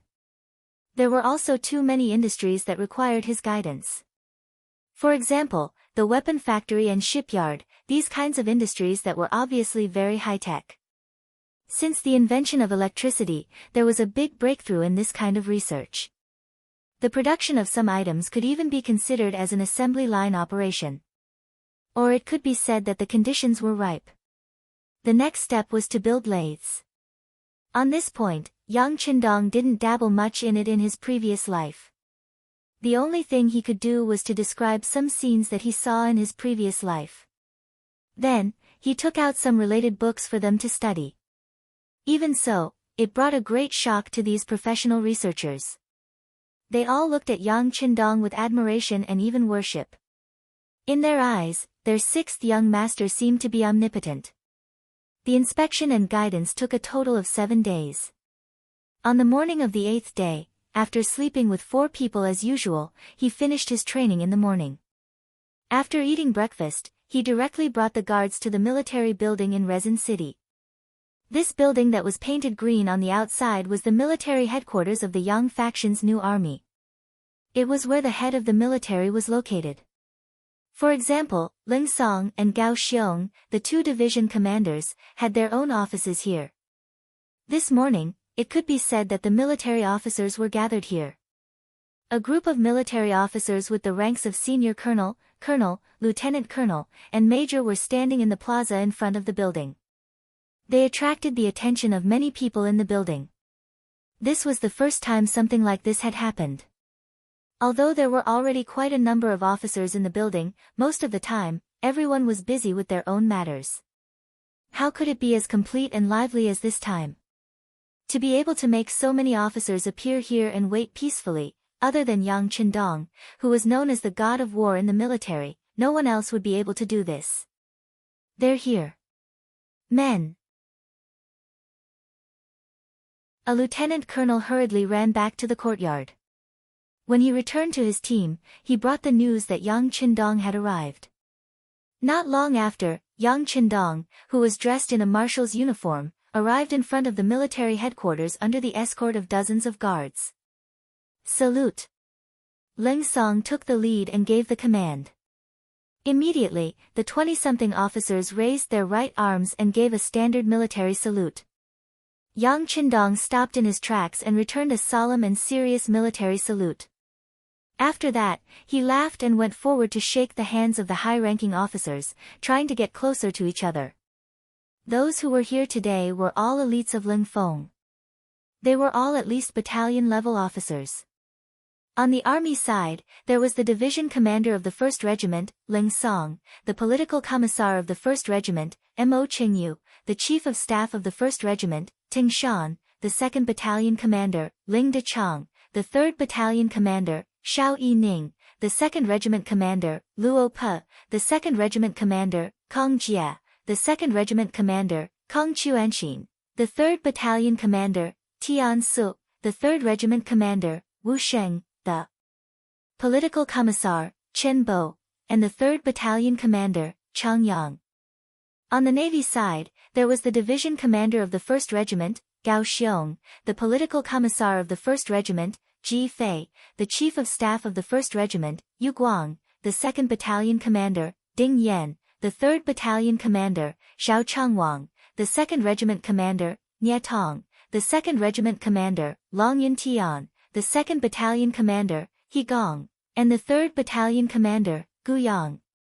It was no exaggeration to say that these people were the ones who formed the upper echelon of Lingfeng.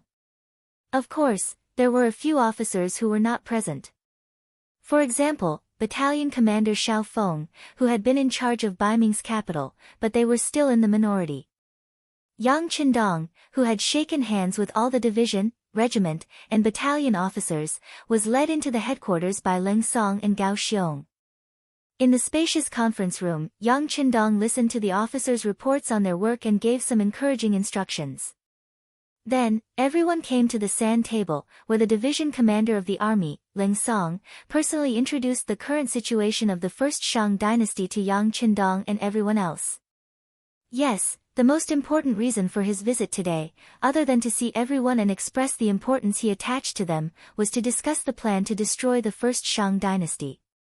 More than 3 years ago, from the moment he set his sights on Ryukyu Island, this plan had been in progress. Furthermore, with consecutive victories, the first Shang dynasty, which seemed to be flourishing, was suppressed to the new north region. After Tainan and Taichung were occupied, the first Shang dynasty had been struggling at death's door. It was like a terminally ill old man, who knew if he would be able to open his eyes again the next day after he fell asleep. Would the country still exist the next day? If not for the fact that they had to take into consideration their digestive ability, the first Shang dynasty would have long ceased to exist. In the process of exterminating Jiaoji, the Yang faction had developed greatly. This was especially so when they made use of the southern Ming Empire's money to trade for 4.5 million Han citizens. The Yang faction finally had the ability to swallow up the number 1 Shang dynasty. Today's meeting was to formulate a military plan to exterminate another country. At the beginning of the meeting, Ling Song introduced the situation. He held a command stick in his hand and introduced the situation to everyone with a serious face. The New North region is the most prosperous region in the first Shang dynasty. In comparison, the economic conditions there are much better than Tainan and Taichung that we have occupied. This can be seen from the fact that no one has crossed the border recently. As a country that has only been established for less than 50 years, they are still full of vitality. Especially the 7th king, Shangde. Although he is still very young, he is indeed very capable. In the past 3 years, the spies that we have sent out have reported that they are actively working on military defense and training their soldiers. Especially their navy, they are equipped with self-made cannons. Although their range and functionality cannot be compared to our navy, they are still considered to be of a certain scale. If it were other opponents, they would be able to put up a fight. Through Ling Song's introduction, Yang Qindong couldn't help but sigh in his heart. The butterfly effect that his appearance had brought about was indeed powerful. Even the remote first Shang dynasty had developed their own cannons. Although it could be seen from Ling Song's words that he didn't think highly of them, they were still cannons. It seemed like his development speed still needed to be increased.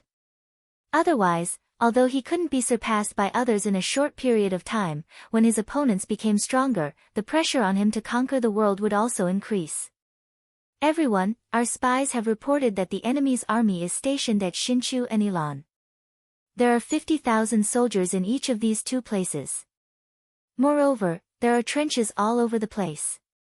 Several lines of defense have formed a deep defensive net, causing a certain degree of difficulty for our army to charge head-on. As for the navy, more than 600 warships have gathered at Keelung port. Although there aren't many of them of a large scale, at least 30 of them are equipped with cannons. The effective killing range is about 1 li.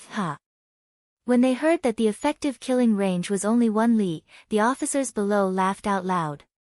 Especially the Navy officers, the lowest firing range of the cannons they were equipped with was 3,000 meters. Naturally, 500 meters was nothing in their eyes. Many people were laughing, but only Yang Qindong couldn't help but frown when he heard this. He knew that the repeated victories had brought pride to these officers. Some people said that the victory of a war didn't depend on the number of people on both sides. This was because there were countless people who had proven that one side could win with fewer people. There were also people who said that the victory of a war didn't depend on whether the weapons were advanced or not. This was also fully reflected in the war against the United States. Even though the number of cannons the enemy used was almost the same as the number of soldiers they sent out, in the end, they still didn't obtain victory and didn't advance a single step. There were also people who said that the victory of a war couldn't be determined only by the results of the war. After all, horses could stumble. Even an adult man could be trapped by a child's trap if he wasn't paying attention. But now, these signs had appeared. At this moment, Yang Qindong couldn't help but say something. Just as many officers were smiling and had an indifferent expression, he suddenly opened his mouth. What? Are you guys very proud? That's, Out of instinct, one of the officers casually answered this sentence. But after realizing that it was the sixth young master who asked this question, the officer immediately stood on the spot with an awkward expression. The other officers who were still laughing and chatting also put away their smiles at this moment and put on a stern face. If the question just now was asked by Leng Song or any of Gao Xiong's teachers, they wouldn't feel any pressure. After all, the people who were here were all capable of fighting. They were all individuals with good personal qualities. They had even been through the tempering of war and were used to life and death. It was very difficult for these people to convince others. Even if your current position was higher than theirs, it didn't mean that your position would be higher than theirs in the future.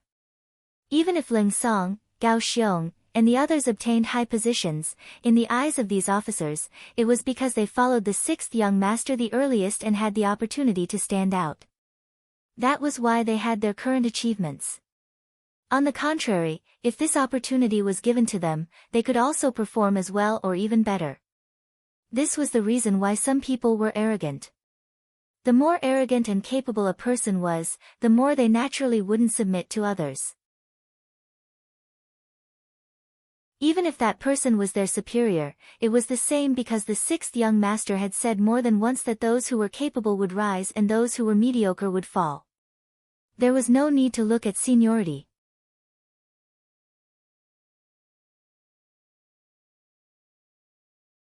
Chapter 551. Who knew if they would seize the opportunity to soar into the sky? But when these words were asked by Yang Qindong, everything was a different story. Who was Yang Qindong? He was the sixth young master who must be respected in the eyes of the higher-ups. He was the god of war in the eyes of the soldiers. He was the eastern commander in the eyes of the young girls. He was the god in the eyes of the common people. He was the Duke of Loyalty in the great Ming dynasty. He was the founder of Yang Xie, the creator of the mercenary army, and everyone's Bo Lu. It was not an exaggeration to say that if Yang Qindong hated someone, then no matter how great that person's achievements were, he would immediately lose everything. Don't think that it was impossible. This was the consensus formed in the feudal society. Here, no one would talk about human rights with you. Otherwise, when an emperor dealt with his subjects, he would have to discuss with the other ministers, look at everyone's faces, and even hold an open election. From this point alone, Yang Qindong was the king of Qiqian city, and the only king. If he was unhappy, then no one would have a good time. Obviously, the current Yang Qindong was indeed a little angry. After everyone realized this, they immediately became nervous and careful. Yang Qindong saw the change in their attitude, but he was not satisfied. Who knew how many of these people really knew that they were wrong, and not just putting on an act? Therefore, he needed to point out everyone's problems. Although this would make some people unhappy for a while, it didn't matter as long as it was sincerely for them. Do you think you are very powerful? Or do you think that you are already invincible in the world, and you don't put others in your eyes? Yang Qindong asked in a deep voice when everyone was quiet. When Yang Qindong was angry, Tiger, Mane and Beta Persei immediately puffed out their chests. Then, under their silence, the members of the first security team who were in charge of security around the conference room began to rub their hands together, as if they were waiting for the sixth young master's order to arrest them. The change in the atmosphere in the conference room made some of the officers who just wanted to put on a show feel nervous at this moment. When they noticed that the sixth young master was not joking with them, and was about to get serious in a fit of anger, many people began to reflect. Could it be that they were really too arrogant? Just as these people woke up, Yang Qindong's voice came out of the conference room again. Pat your chests. You were able to obtain today's victory was not because the firearms in your hands were too advanced. Before the enemy could reach you, they were already killed by you. If you didn't have advanced firearms, how could you defeat the enemy? Do you know that in a cold weapon battle, even if we had the help of firearms, we still suffered hundreds of casualties in the battle with the Miao army? You boast about your strong combat power, but this is actually just a joke. It's all because our soldiers are well trained, the firearms in the army's hands are powerful, and we made a serious plan before the war. Do you really think it's your credit? If it is, which one of you will bring a big sword and a spear to me and win a battle with a small army? That will make me admire him. Which one of you can guarantee that you can do it? One question after another came out of Yang Qindong's mouth, making the officers speechless. Yes, thinking about it carefully, wasn't the reason why they were able to win so many battles because the quality of the soldiers was relatively close, they obeyed discipline and listened to orders, they planned carefully before the war, the source of information was timely and accurate, and they also had the most advanced firearms in their hands? Although these victories were attributed to them, in fact, what difference would it make if someone else was in command? Maybe they didn't do as well as they did, but there was another possibility. Maybe they did better than them. Thinking of this, the pride on their faces disappeared and was replaced by deep self-blame. They now knew that in a real war, they didn't play a big role. At least, it was much smaller than they thought. Their pride was gone, and their self-blame increased. Yang Qindong noticed the change in the atmosphere and his expression became better. As the saying goes, one cannot achieve anything without polishing. They had only just wiped out Jiaoji and occupied half of the Shang dynasty. Yet, some of them were already excited.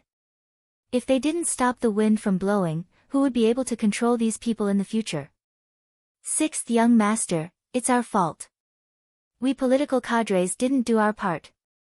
Seeing Yang Qindong get angry and even reprimand them, someone had to take responsibility. The political commissar of the 1st Regiment of the 1st Division, Mo Qingyu, took the initiative to stand up and take responsibility. Following Mo Qingyu's action, the other political commissars also stood up, such as Kang Jie, Chen Bo, Ji Fei, and the others. Some of them had just become political commissars, like Chen Bo. Logically speaking, such a thing had nothing to do with them.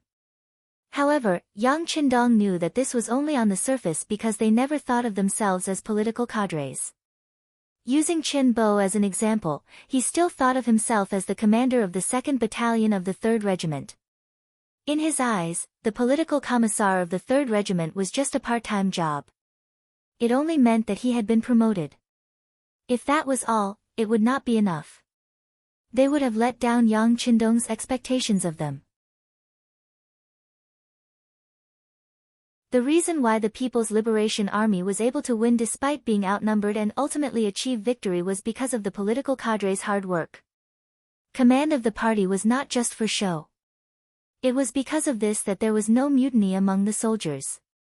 Yang Qindong did not think of using this method because he did not want to establish a party right now. This was not because it did not fit the current situation, but because he did not have the ability to do so. There were some things that if you did not have the ability to do it, it would be easy to draw a tiger but end up like a dog. Therefore, he felt that it was necessary to establish a new department. He could use today's opportunity to establish this department. His gaze first fell on Mo Qing and the other political workers. Then he nodded and said, "You all have responsibilities. I have taught you before to grasp the hearts of the people and to establish ideological work. This is to increase the fighting power of the army. These two things complement each other, just like how a person needs two legs to walk. However, it is clear that you did not listen to these words. Therefore, to show that you are not responsible for your work, each of you will be given a demerit. Do you have any objections?" There were rewards in the army, so naturally, there were punishments. When it came to punishments, there were demerits and major demerits. These demerits were not to be underestimated. They were not only written, but also recorded in one's personal file. Moreover, each person could only have 5 demerits and 3 major demerits. If they exceeded these limits, then sorry, they would either be demoted or have to leave the army. Therefore, being given a demerit was something that many officers were afraid of. After all, for many people, their days in the army were still long. No one could guarantee that they would not make any mistakes. However, once they accumulated to a certain extent, who knew how many demerits would be given? Now that Yang Qindong had opened his mouth and said that Mo Qing and the others had passed, their faces became ugly. However, this was given to them by Yang Qindong, so they could not refuse. At this moment, they could only pinch their noses and accept it. Among them, Chen Bo was even more unconvinced after accepting it. He had just been promoted to political commissar, and he had not done anything yet. Although he understood this kind of work, being given a demerit as a new officer was not something that anyone was willing to accept. Fortunately, after Yang Qindong gave them a stick, he gave them a sweet date. In order to show the importance and necessity of political work, I have decided to establish a new department. It will be called the Political Department. Its rank will be the same as the military. I will be the head of the Political Department. The first batch of committee members will be Mo Qingyu, Kang Jia, Chen Bo, and Ji Fei. In the future, when it comes to the evaluation and promotion of officers, not only will the military have to give their opinions, but the political department will also have to give their opinions. Only those who pass both examinations can be promoted to military officer. Otherwise, they won't be able to pass. Does anyone have any opinions? Suddenly establishing a political department and promoting it to the same rank as the military was something that many people did not expect. This was like putting another layer of shackles on the heads of all officers. In the future, not only would they have to listen to the military, but the political department would also become like a new father. It would be impossible to say that no one had any opinions. However, in front of Yang Qindong, especially when everyone was so proud of themselves, who would dare to take the lead? Mo Qingyu and the others, who were not responsible for anything, were given a demerit. What did they say? Therefore, when Yang Qindong asked for everyone's opinion, no one stood up to oppose. On the contrary, the 2 big shots in the military, Ling Song and Gao Xiong, spoke out in support. We support the 6th Young Master's establishment of the political department. Ling Song and Gao Xiong spoke out in support. They had no choice but to do so. Otherwise, it would give others the impression that they wanted to monopolize everything. Why? Was the military so powerful? Couldn't there be any restrictions on their existence? More importantly, were they not going to listen to the 6th Young Master's words? Ling Song and Gao Xiong, who were already vice ministers of the military, would not allow others to hold them back. They immediately spoke out in support. Since the 2 division commanders had the same attitude, the other officers naturally raised their hands in support. Although some of these people might have different opinions, it did not matter. The minority obeys the majority.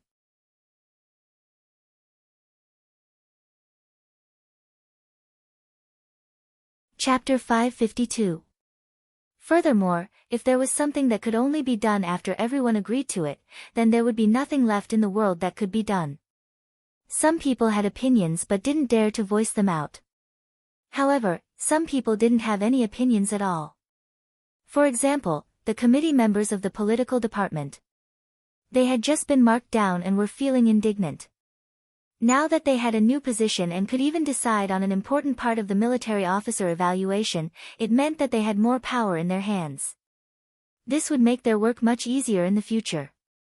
After all, this was related to their personal benefits. Who would dare to not take it seriously? Among these people, Chen Bo was the happiest. He was already a regimental officer. He had just become a committee member of the military headquarters. Now, he was also a committee member of the political department. He was the only one who was a committee member of both. How could he not be happy about it? As for when he could only be a committee member of one department, he would have to make a choice. However, it didn't matter. He was already the first committee member of two departments, wasn't he? This was enough. This would become the capital that he could show off to others in his life. He didn't care about what others thought. After Yang Qindong announced the establishment of the political department, he took over the baton from Leng Song. Then, he came to the sand table and began to explain the battle plan. After Yang Qindong explained the battle plan that he had in mind, he also emphasized on the enemy's cannons. Those are cannons that can hit a mile away. Although they can't be compared to the cannons in our hands. However, if we don't get rid of them, once the soldiers charge, they will be facing death. Although there are always casualties in war, I still hope that everyone can take the lives of the soldiers seriously. In the future, military achievements will not only depend on how many people you kill, but also how many people you lose. This will be done by the political department. Great, this increased the work of the political department and also increased their power. However, this was for the sake of the soldiers' lives. No one could raise any objections. For a moment, the officers could only nod and agree. The final decision of the meeting was to launch the war horn 3 days later. They would use 10 days to eliminate the first Shang dynasty and let Ryukyu Island become Yang Xie's first base. In comparison, 3 days to prepare was already a lot of time. After all, the first Shang dynasty wasn't far away from the first Shang dynasty. Leng Feng was the main force of the soldiers participating in the battle, with the auxiliary soldiers as support. If it wasn't for the fact that the Navy needed more time to prepare, the mobilization order would have been issued today and the army could have set off the day after tomorrow.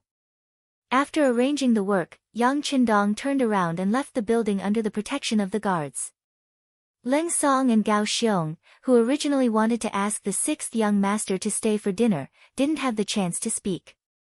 Division Commander Leng, could it be that 6th young master is angry at us? Standing at the gate of the military headquarters, after watching Yang Qindong leave, the Marine Division Commander Gao Xiong couldn't help but ask. Can't you tell?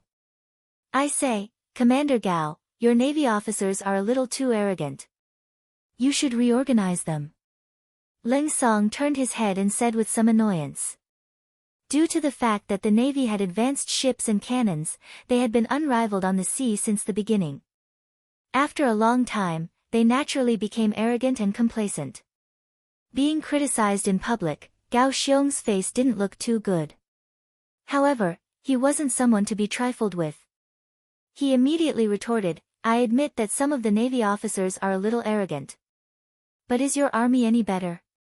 Since when did you look down on others just because you have guns? Commander Gao, please don't worry about this. I will naturally take care of the army's matters.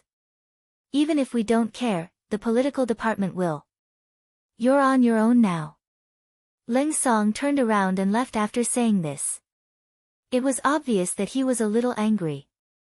As someone who was chosen by Yang Qindong, Leng Song's achievements today were already beyond his expectations. After his desires were satisfied, he was worried about losing everything he had, so he would often consider many things when he did things. Things like being cocky would never happen to him.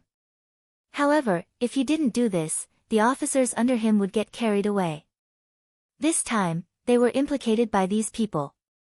In the past, when he saw this kind of thing happen, he always thought that these officers' fighting ability was very strong, so he turned a blind eye to it. But now that the sixth young master was angry, if he didn't do something, once the political department stepped in, it would be really embarrassing. So now he had to do something. Commander Gao Xiong also had the same idea as Ling Song.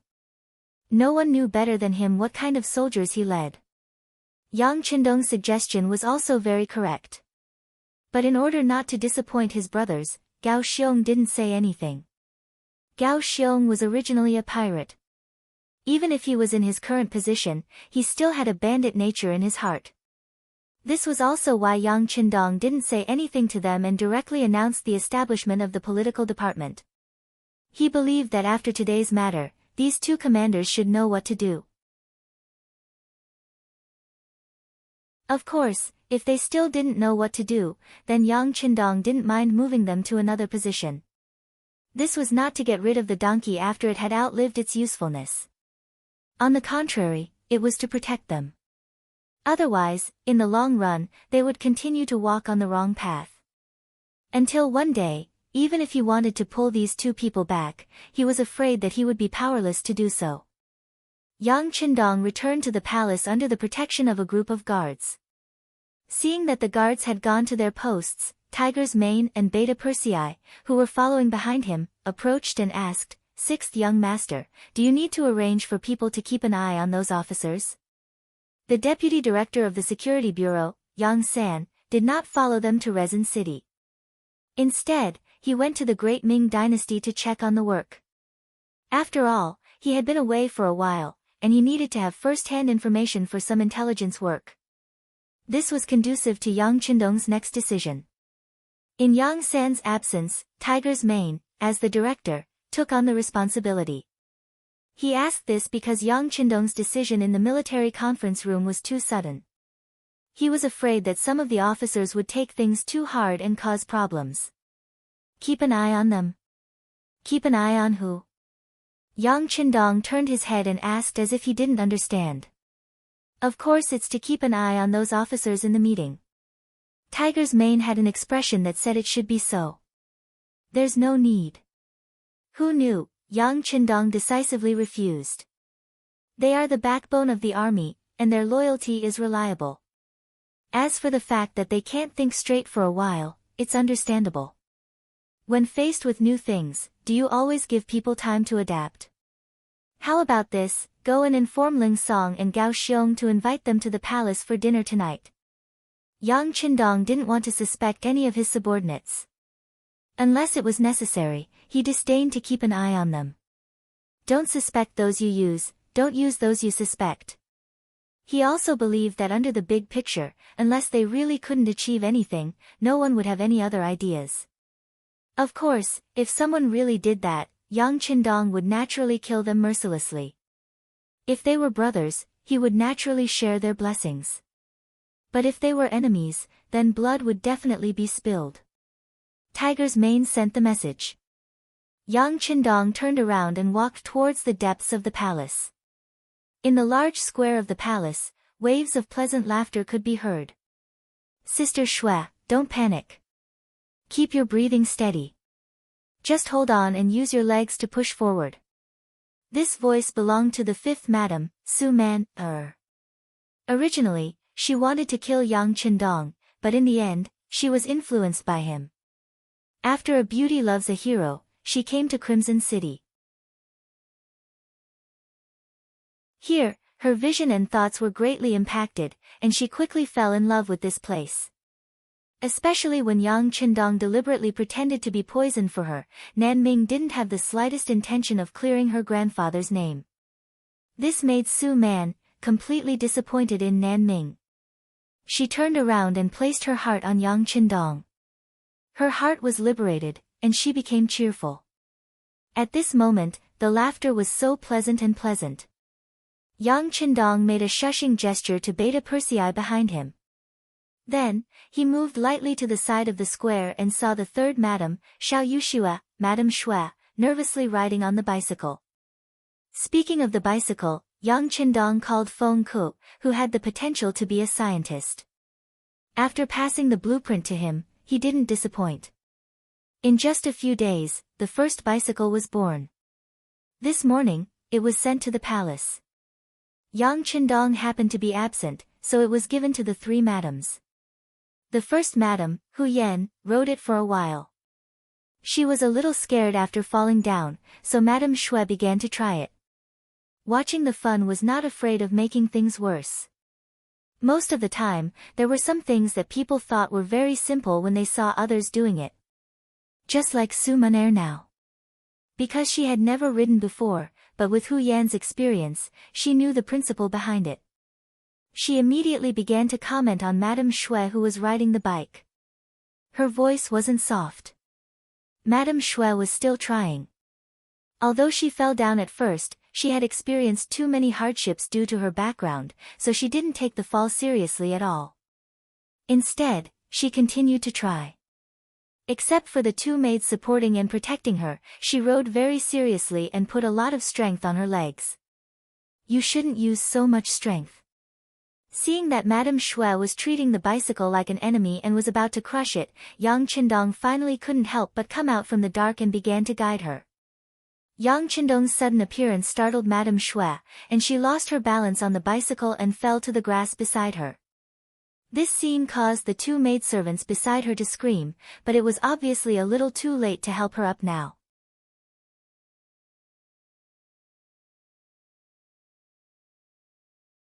Chapter 553. Yang Qindong was at least 20 meters away from Madame Snow. He moved his feet and shot out like a bullet. He came to the side of the bicycle and hugged Madame Snow, who was about to touch the ground. Hiss. That's too fast. Looking at the sixth young master, who was standing in front of him a moment ago, but in the blink of an eye, he was already 20 meters away. Yang Ershuang's eyes were filled with suspicion. He definitely couldn't achieve such speed. However, considering that the young master was a freak, Beta Persei was not the one who called him that. Many guards recognized him as a freak. Yesterday, Yang Qindong finally defeated the 20 guards of the first guard squad by himself. Yang Qindong, who was with the three ladies, seemed to be stronger than before. It was reasonable for him to be so fast in the face of such a freak. Madame Snow thought she would fall to the ground, but now she was in Yang Qindong's warm arms. She could not help blushing. Although they often did some shameful things when there was no one around, and even did it with her sisters, she would still blush in front of outsiders. This was the reservedness of modern women. Honey, can you teach me how to ride a bicycle? Madame Snow asked, trying to suppress her shyness. She did not know why she was so bold. However, she did not consider that the bicycle was newly made. It was probably the first time that Yang Qindong had seen it. Madame Snow did not care about that. In her eyes, Yang Qindong was omnipotent. She believed that he would not let her down. As expected, Yang Qindong nodded. First, he helped Madame Snow to stand up. Then, he reached out to lift up the bicycle. He stepped on the leather seat with his right leg. After feeling it for a while, he exerted force on his foot. Then, the bicycle slowly moved forward under his command. Riding on the bicycle, while feeling the performance of the bicycle, Yang Qindong said aloud, "This is a men's 28 bicycle, the frame is too high and is not suitable for girls to ride. In the future, if you want to ride it, I can arrange for them to make a smaller one for you." Yang Qindong was already very good at riding the bicycle as he spoke. In his previous life, he did not ride the bicycle many times. He did not ride it as much as he did before he became a soldier. However, he had learned how to ride it a long time ago. With the changes in his body, it was a piece of cake. Besides, he could ride planes and tanks easily.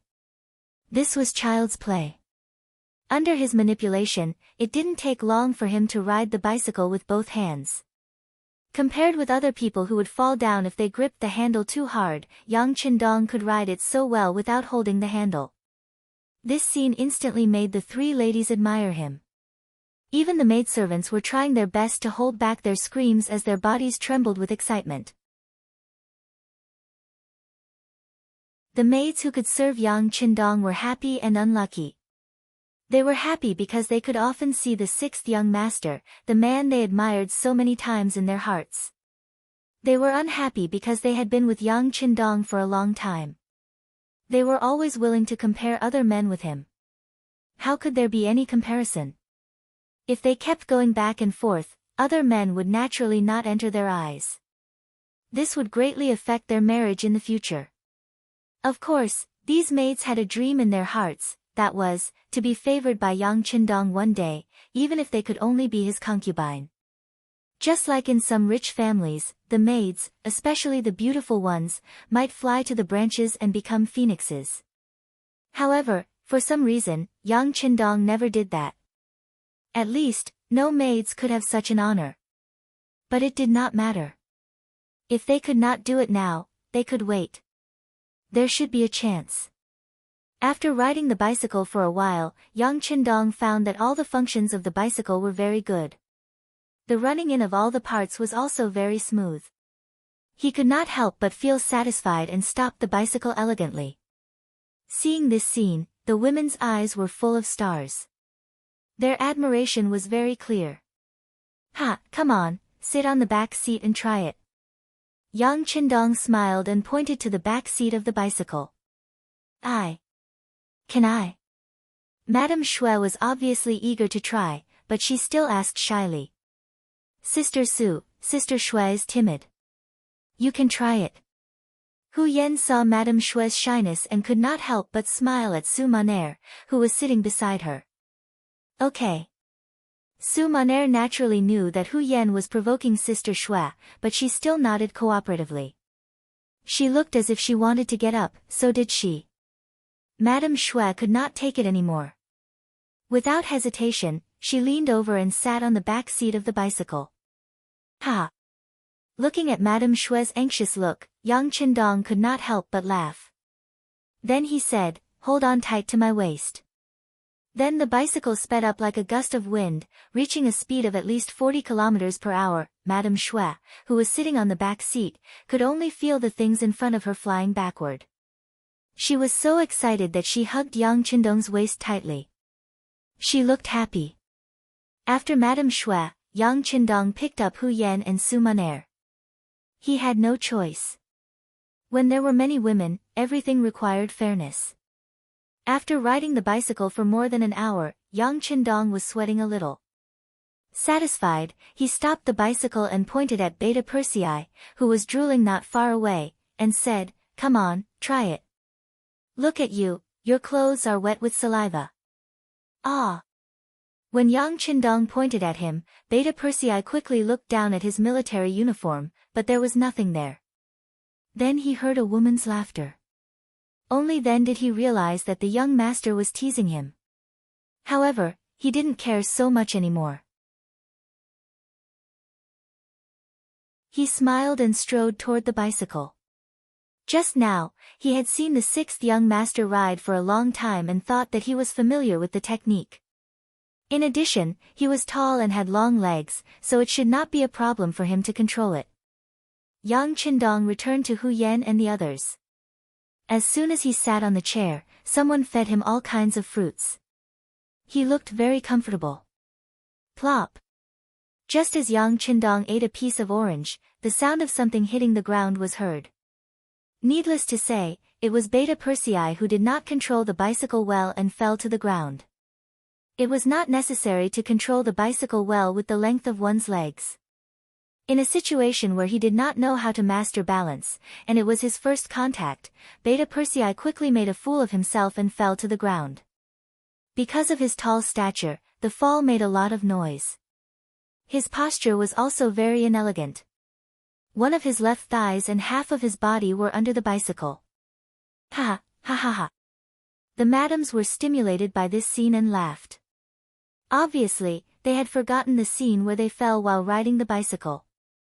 On the other hand, Beta Persei had a persevering spirit. He quickly got up and continued to practice. But from time to time, the handlebars would still shake. However, with the advantage of his long legs, he did not fall down a few times. However, cold sweat came out of his body, which attracted the laughter of the madams. Just like that, the afternoon passed by happily. At dinner time, Ling Song and Gao Xiong each brought their madams to the palace. Calling their madams showed that they were close. This way, they could also quickly get closer to each other. As soon as the two madams arrived, they were pulled to the side by Hu Yan and the others. Naturally, the two teachers sat next to Yang Qindong. When the food and wine were served, the atmosphere at the table quickly became lively. Taking advantage of this opportunity, Ling Song and Gao Xiong toasted Yang Qindong a lot of wine. The sixth young master was not invited. With the existence of that qi, as long as he wanted to, he could expel the alcohol at any time. Therefore, sometimes there was no difference between drinking wine and drinking water for him. Wine was often the best lubricant and additive. It could quickly get closer to each other. After a while, the relationship between Yang Qindong, Ling Song, and Gao Xiong became much closer. After 3 rounds of food and 5 rounds of wine, Hu Yan and the other two madams left the table with Ling Song and Gao Xiong's madams. When only the 3 of them were left at the table, Yang Qindong opened his mouth. "How is it? Do you have any opinions about what I did during the day?" "Ah. We don't dare." Ling Song and Gao Xiong quickly waved their hands. "Do you not dare or do you not dare to say it?" Yang Qindong looked at Ling Song and Gao Xiong's eyes and stared closely. Being stared at like this, the two lowered their heads. After today's meeting, the news of the establishment of the political department spread. Mo Qingyu and the others had already chosen a building not far from the military headquarters. In fact, this was something Yang Qindong had planned for a long time. However, when this news came out, many low-level officers came to express their dissatisfaction. In their eyes, this was a sign that the sixth young master did not appreciate them and wanted to deal with them. Regarding the dissatisfaction of the officers, the two division commanders did not say anything. However, it was impossible to say that they did not have any opinions. They thought that they had done a good job, but why did the sixth young master want to establish a political department? Did he not like them? Did he want them to move? When people encounter a problem, they would not think about why it happened. Instead, they would think about how to solve the problem and what signal it represented. The two of them naturally wondered if the sixth young master really did not trust them anymore. If that was the case, what should they do next? Both of them were division commanders. It was impossible to say that they did not have a group of trustworthy brothers. Although the soul of the young army was Yang Qindong, he did not lead the army for a long time. Therefore, many low-level officers ignored the existence of the sixth young master. If they were to make a move at this time, there would be some forces in the army that would be biased towards them. They could then put pressure on Yang Qindong.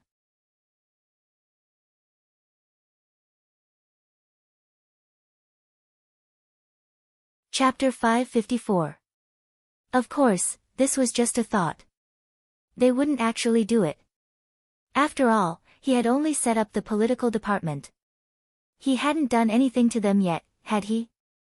At this moment, Tiger's man appeared and personally told them that the sixth young master had invited them to dinner. The two of them immediately guessed that Yang Qindong wanted to ask them about the political department. If one didn't do anything wrong, they wouldn't be afraid of ghosts calling at their door. They hadn't done anything wrong. They hadn't even said anything unkind. Naturally, they weren't afraid. On the contrary, the two of them were still thinking about whether or not they should mention their suggestions and thoughts during dinner. Now that Yang Qindong had finally taken the initiative to say it, it was within their understanding. However, when he suddenly asked if they didn't dare to say it, cold sweat poured out of their foreheads. They could feel that Yang Qindong was very serious. However, before they could think of how to answer, Yang Qindong opened his mouth again. This time, he said with a very serious expression, "The two of you were the first batch of people to follow me. You were also chosen by me. I have to say that you two have some ability. However, I still want to say this. If it wasn't for the young master, what would the two of you be doing? Ling Song, are you still wandering the Jianghu? Dreaming of becoming a hero? Maybe you could save some people, but maybe you wouldn't even have a corpse left. And you, Gao Xiong, are you still a water bandit? Maybe you've grown stronger, or maybe you've been taken over by others. Who knows? Yang Qindong brought up their past. This was something they didn't want to face. Especially Gao Xiong. He was a water bandit. It wasn't something to be proud of.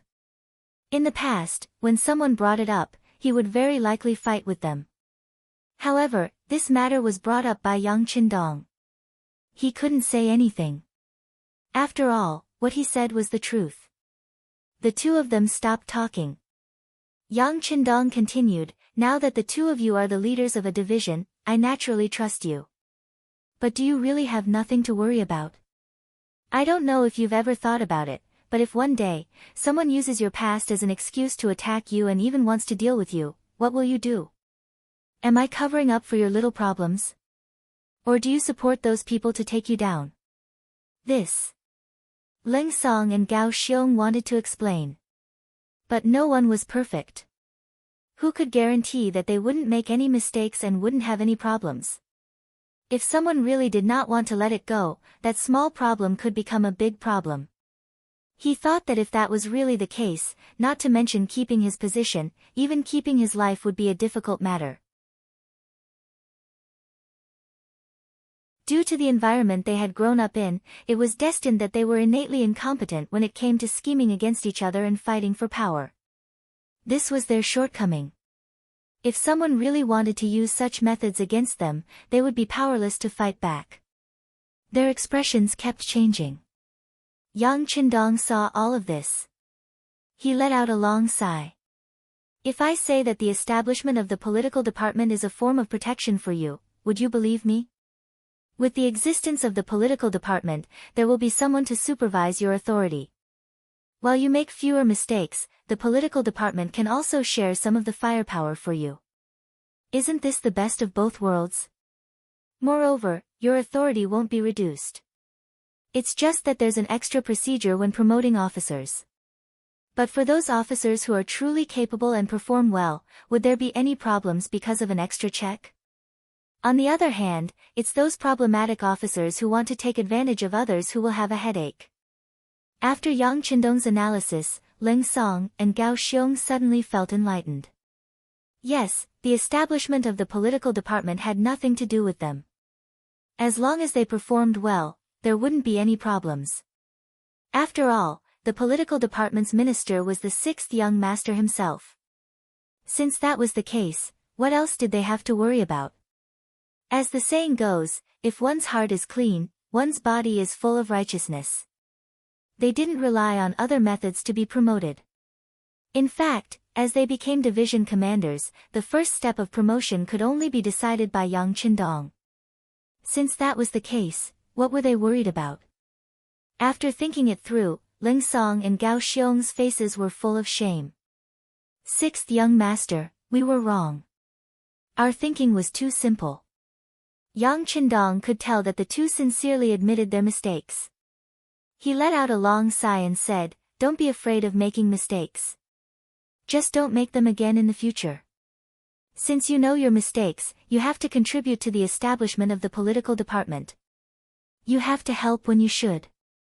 You're all division commanders. You have to show your magnanimity. Do you understand? Yes, yes. Ling Song and Gao Xiong kept nodding.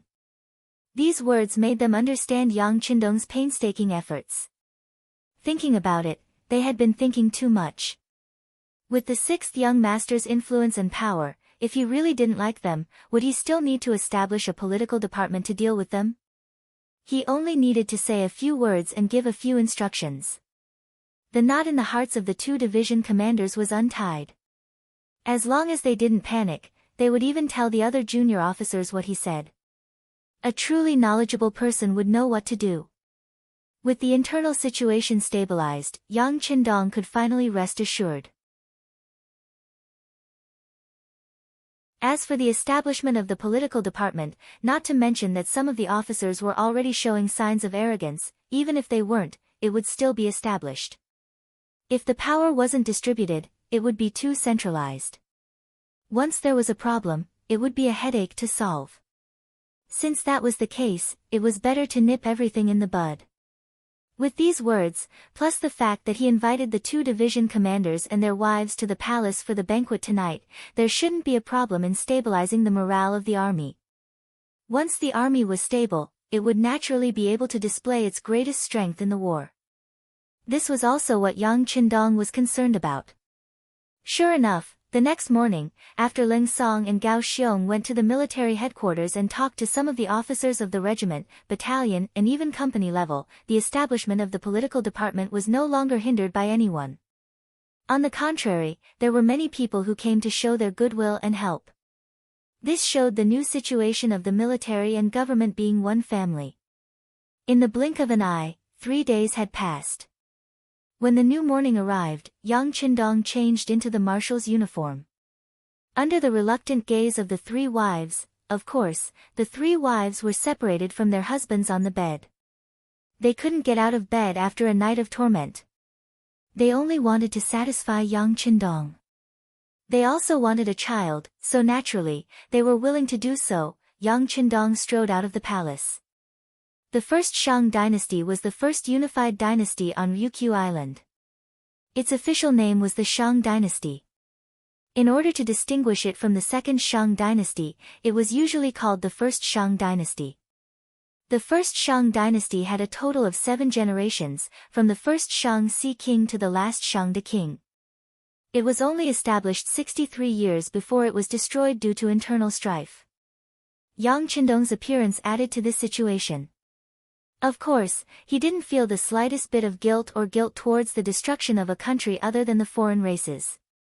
3 years ago, when Yang Xie chose this place, it started the battle with the first Shang dynasty. In the beginning, they had a small territory and a small number of people. Now, they had a huge territory. The situation had completely reversed.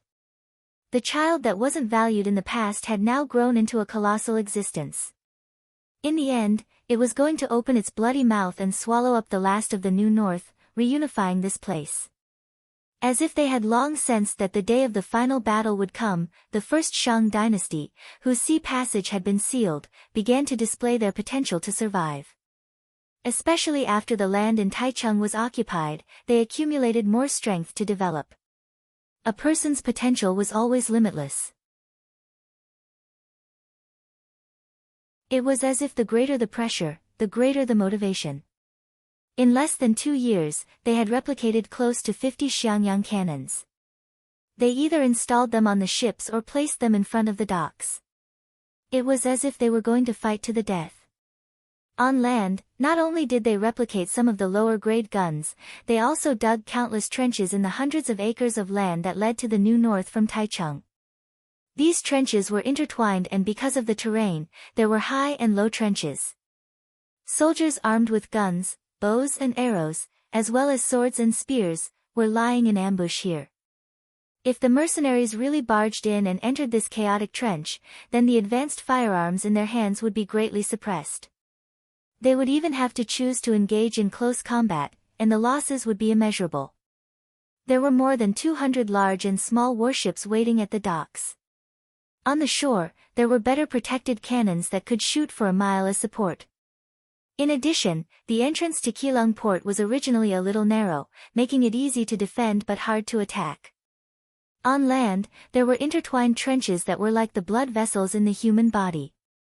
It was like a natural moat that prevented the mercenaries from attacking from long range. At this moment, the first Shang dynasty was like a turtle, shrinking its body into a sturdy shell, giving off a feeling that it was impossible to bite and eat. Ever since Yang Qindong left the palace and met up with the Army Division Commander Ling Song, the situation in this area had been continuously reported to him. Actually, this wasn't anything new. When he first came to Qiqian City and understood the situation, he had already received the relevant reports. While he was sighing at the first Shang dynasty's defense, Yang Qindong was also thinking of a military attack strategy. All of this information made one feel that the docks should be easier to attack. After all, the Yang family navy's warships were equipped with long-range and highly destructive cannons. The furthest attack range could reach 20+ kilometers. It was much more advanced than the primitive Xiangyang cannons that could only shoot iron balls.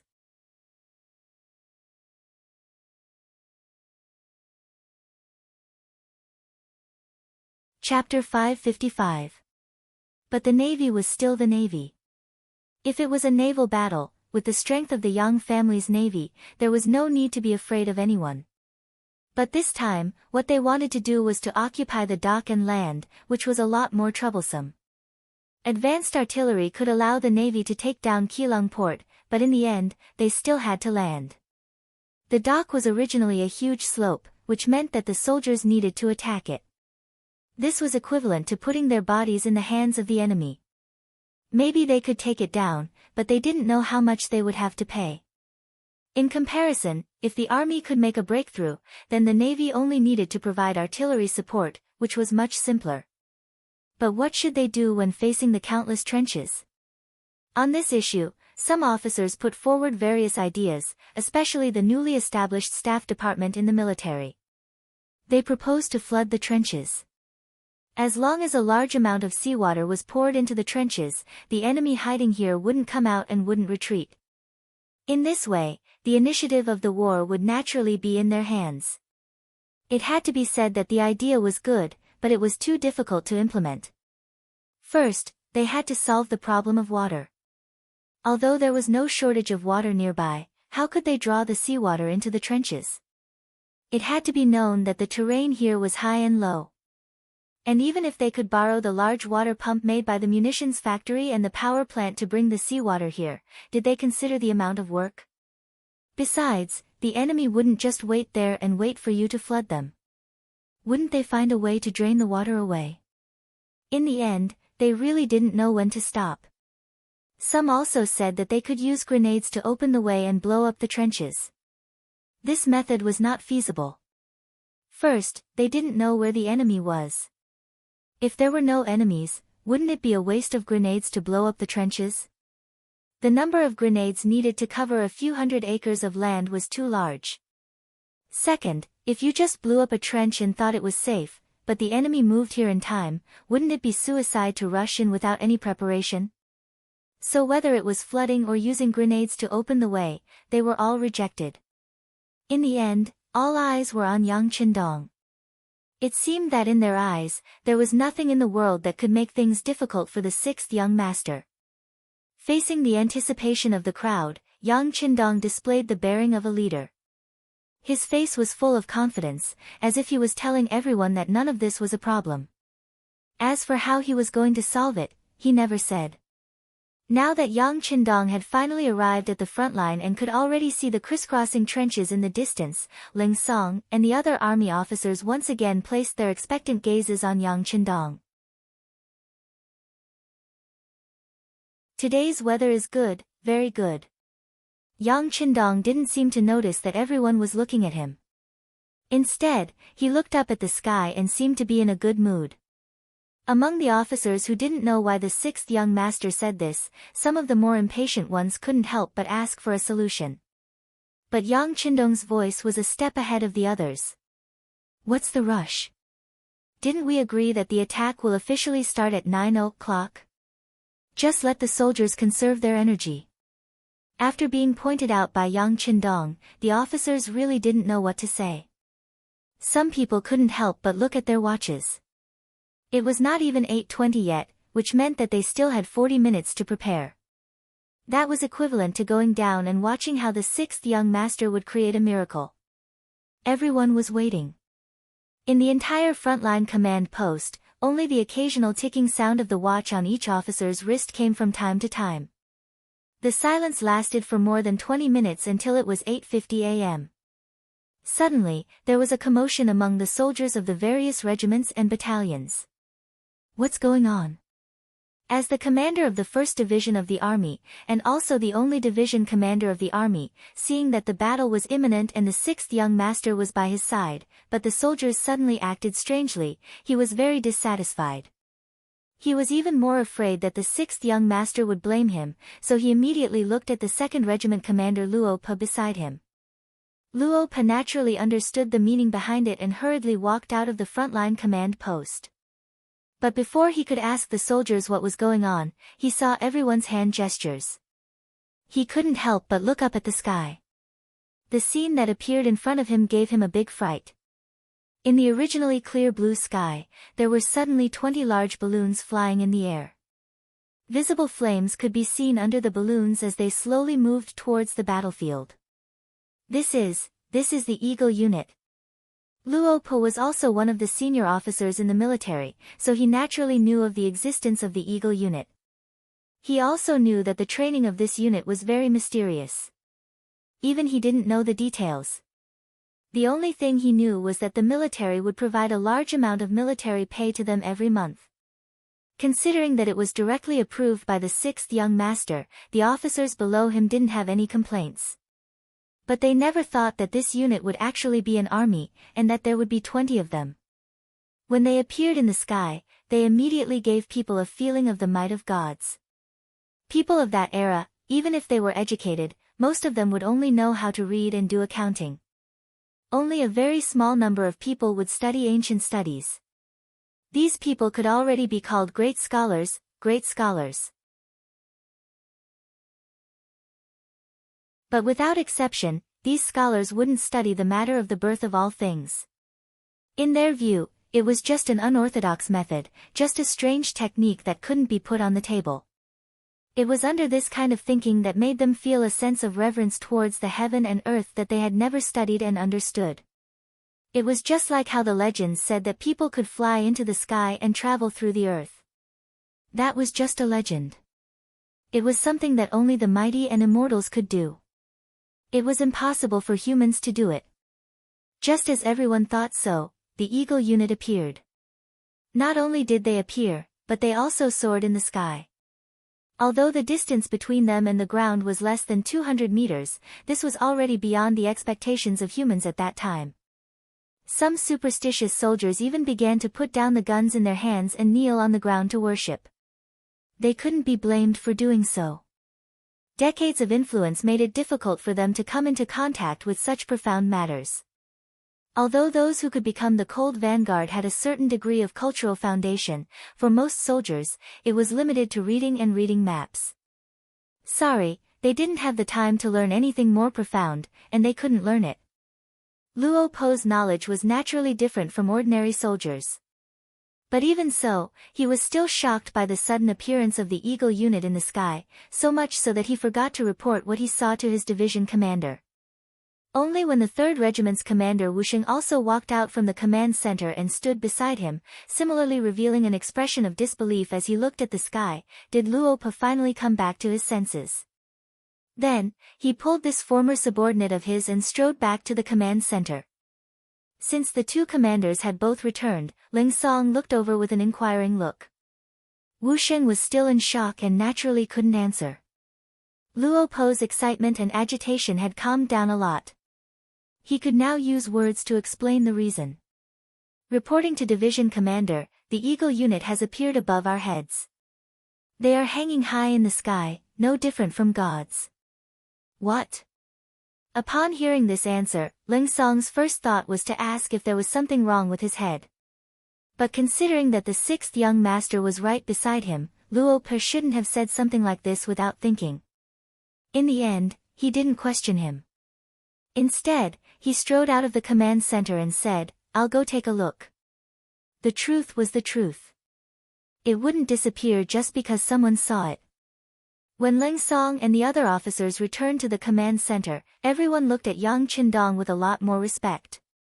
They knew that the sudden appearance of this godlike air force was definitely the work of the 6th young master. In this world, he was probably the only one who could do this. As expected, Yang Qindong waited for everyone's attention to fall on him before finally speaking. "That's right, they are the Eagle Unit. I call them the prototype of the Air Force. What do you think? Now that you have their cooperation, you only need to follow their commands in the air to know how many enemies are hiding in which trenches. At that time, you can freely choose whether to use grenades to blow them up or directly charge in to kill them. The more Yang Qindong spoke of it casually, the more the officers below were in awe of him. This was their sixth young master, the god of war in their army, the god in the hearts of the people. He was the only one who could always think of the simplest and most effective solution when faced with any problem. After that, it was time for the regimental and battalion officers to walk out of the command center. Yang Qindong also said that there were a total of 18 hot air balloons in the sky. This time, the main forces participating in the battle were 3 cold vanguard regiments and 3 auxiliary regiments. Each regiment had 3 battalions, which was a total of 18 battalions. In other words, each battalion could follow a hot air balloon and destroy the chaotic trenches of the 1st Shang Consortium under their command. Seeing that it was about 5 minutes to 9 a.m., all the regimental and battalion officers went down to the front lines to command the battle.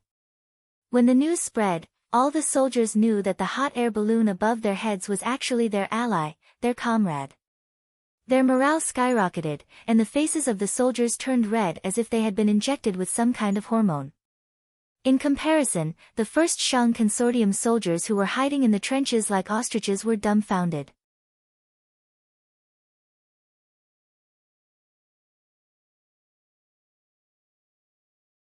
Chapter 556. The hot air balloons that suddenly appeared in the sky were quickly discovered by them. More and more soldiers knelt on the ground to worship them. It was rare for them to learn any culture, and this was the first time they saw the hot air balloons in action. It would be strange if they weren't afraid and nervous. After kneeling and praying, they heard the cheers coming from the army opposite them. They also saw the soldiers in the same mercenary uniform pointing at them from the hot air balloons in the sky. As long as one wasn't a fool, one would understand what was going on. This is actually an army sent by the mercenaries.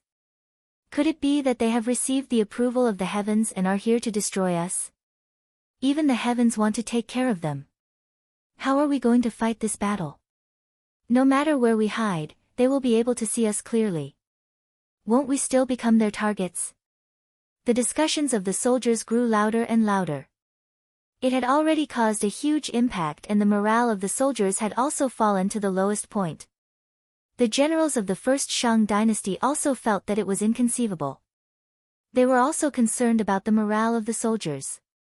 At that moment, they wanted to suppress the fear in their hearts. Someone suggested to use firearms to shoot down all the hot air balloons. As long as they succeeded, all the fear from before would disappear with the wind. However, even though their vision was clear, with the distance between the firearms and arrows, it was impossible for them to hit the hot air balloons in the sky. How could a firearm that only had an effective shooting range of 100 meters hit a hot air balloon that was 150 meters away? Not to mention that they were shooting towards the sky. This would shorten their shooting range even further. A series of gunshots rang out, and arrows flew through the air. However, in the end, there was no response at all. There was no response at all. The 1st Shang dynasty took the lead and fired the first shot. Following that, it was time for the mercenaries to retaliate. Under the command of the hot air balloons, the locations of the enemies and the number of enemies were all exposed clearly. If there were more enemies in a trench, they should throw grenades. If there were only 2 or 3 enemies in a trench, they could directly rush in and fight with bayonets. If there were trenches that were just for show, but in fact, there were no enemies and they could be directly occupied, etc. The mercenaries were like tigers that had grown wings as they advanced step by step in an orderly manner. From time to time, there would be the sound of grenades and gunshots. Originally, he thought that with the protection of these trenches, even if he couldn't defeat the mercenaries, he could at least fight them to a standstill. But because of the sudden addition of the hot air balloons, everything they had prepared seemed so laughable. In just 3 hours, over 100 trenches were occupied and close to 10,000 Shang clan soldiers were killed or captured. This godlike speed of attack had completely messed up the Shang army's deployment. As they retreated again and again, the morale of the army was shaken. Some of the soldiers who didn't want to die began to retreat. They became deserters, throwing down their weapons and fleeing to the rear. Some even hung up white flags in the trenches and surrendered as captives. This was like a spreading plague, and the morale of the Shang clan army was slowly crumbling. Then, like a dam bursting, the morale of the Shang clan army became like a vast ocean. The defense of the trenches, which had been prepared for years, was broken in just 6 hours. Even Yang Qindong, who had been prepared for this, was surprised by this speed. Of course, Yang Qindong had neglected the reverence and fear people had for the heavens and earth. Actually, from the moment the hot air balloons appeared, the morale of the Shang clan army was already broken. It was only a matter of time before they lost. To be able to lose so quickly, it was mostly because they felt that the mercenaries were blessed by the heavens and earth. Then, wouldn't it be disrespectful to the heavens and earth to fight against them? The speed of the army's attack was so fast that it was beyond the imagination of both parties. Outside the Keelung port, the Navy also launched their attack at 9 a.m. The difference between the Navy and the Army was that under the command of Division Commander Gao Xiong, the Navy launched a merciless artillery attack. They didn't seem to have any intention of entering the port. When they were still 3 kilometers away, the cannons rained down on them as though they didn't cost anything. This greatly disappointed the Shang clan's soldiers who were prepared to clash with the enemy. Among these 200-plus ships, there were some that were not bad. They weren't small and were worth quite a lot. To them, this was a bait.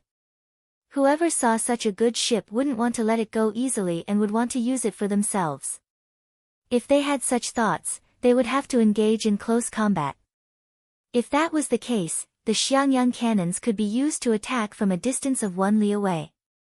Perhaps, they might even be able to fight to a stalemate. But who would have thought that the enemy didn't have the slightest intention of taking advantage of them? Cannonballs fell like rain, smashing into the harbor and sinking countless ships. They also smashed into the harbor, sending the Xiangyang cannons standing there flying into the air. Don't be nervous, don't be afraid. They will eventually come ashore. When that time comes, it will be time for us to retaliate. The Shang clan generals who were guarding the port still held on to a trace of hope. He believed that the mercenaries weren't here to destroy the ships but to occupy the port. Since they wanted to occupy the port, they had to launch a wave attack. As long as the army could make use of the crisscrossing trenches to block the mercenaries, they would have a chance to turn the tables. Unfortunately, this Shang clan general was destined to be disappointed. Because the army that he had high hopes for had actually failed before them. Not only did 30,000 of the 50,000 soldiers surrender, thousands of them died in battle. The remaining 10,000 plus soldiers had already been lost in Sinzu, Ilan and other places and retreated back to the New North Prefecture. It seemed that only by returning to the high city with walls around them, they would be safer. By the time the news of the army's defeat reached the port, it was already noon of the second day. When the general who was guarding the port heard the news of the army's defeat despite the risk of being killed by the artillery shells, he let out a long sigh and led the soldiers who were hidden in various places to retreat back to New North City. At this point, in just 2 days, the Shang clan's external defenses had failed and they had all retreated back to the New North Prefecture. Because of this, their military strength had reached 80,000 men. By the time the army of mercenaries arrived at the New North Prefecture, they saw the tightly shut city gates of the 6 cities. Quickly surround this place. At the same time, clear out any hidden threats and enemies. Kill those who don't surrender.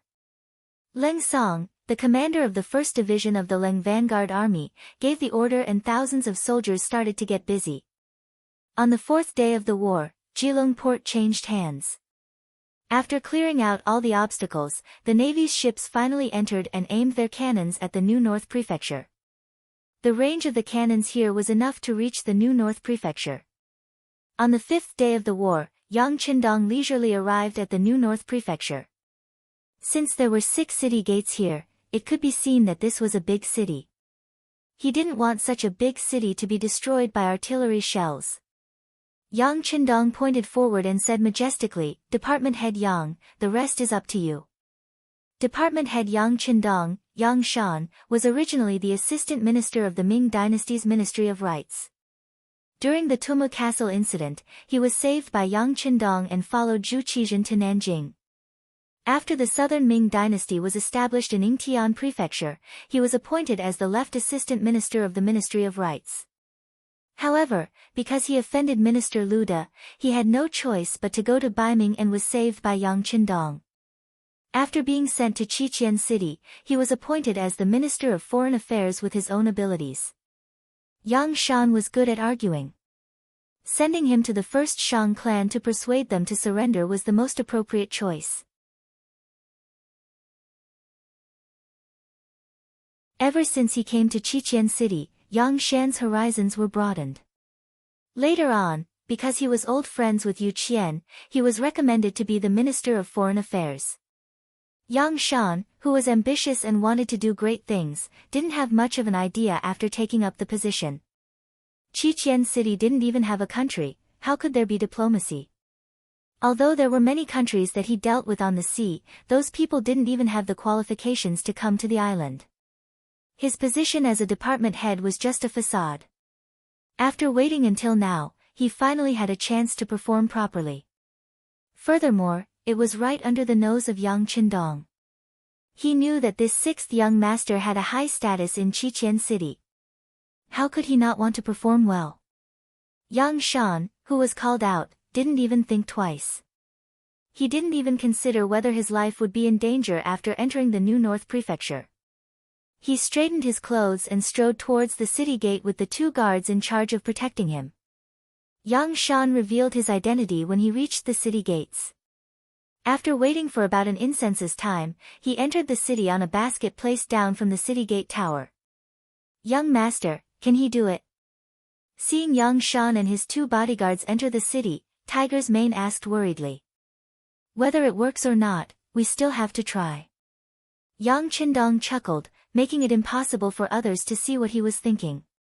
If it wasn't for the fact that he didn't want to destroy the New North Prefecture of the Six Gates and the fact that most of the people in the city were descendants of the Han people, he wouldn't have to waste so much effort and could just attack the city directly. However, it would be best if they could achieve victory without the use of swords and spears. As for whether King Shangde would harm Yang Qindong still had some confidence. Unless their entire country was annihilated, it would be extremely daring of them to kill an envoy in such a situation. If they really had such guts, they wouldn't have stayed in the mercenary army's blockade for 3 years. They would have risked their lives to break out of the encirclement. Moreover, ever since Yang Shan entered the city, he had been walking with his head held high. Even though he was under the protection of the Shang clan's soldiers, he didn't even frown. He had displayed the prestige of an envoy and didn't tarnish the reputation of the mercenaries.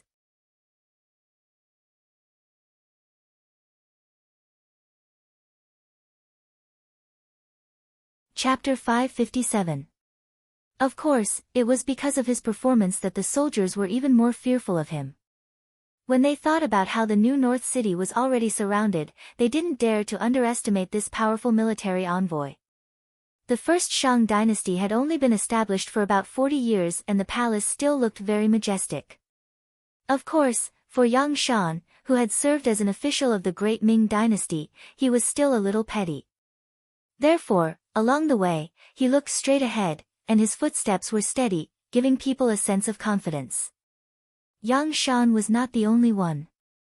Even the two Ling Feng beside him had sharp eyes. They were not affected by the environment at all and showed no signs of fear. In fact, these two men were also people who had been through a bloody battle. This time, they came with the mentality of win or die trying. They had already tied quite a number of explosives on their bodies. If things didn't go well, they would be able to detonate them with a pull. It was because of the strength of the three that the soldiers of the first Shang dynasty couldn't even search them. Using Yang Shan's words, what they did was an insult to the mercenaries.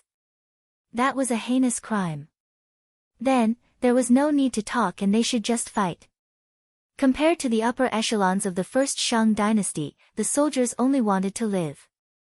In their eyes, even if they won the war and survived, it didn't mean that they were living a better life than others.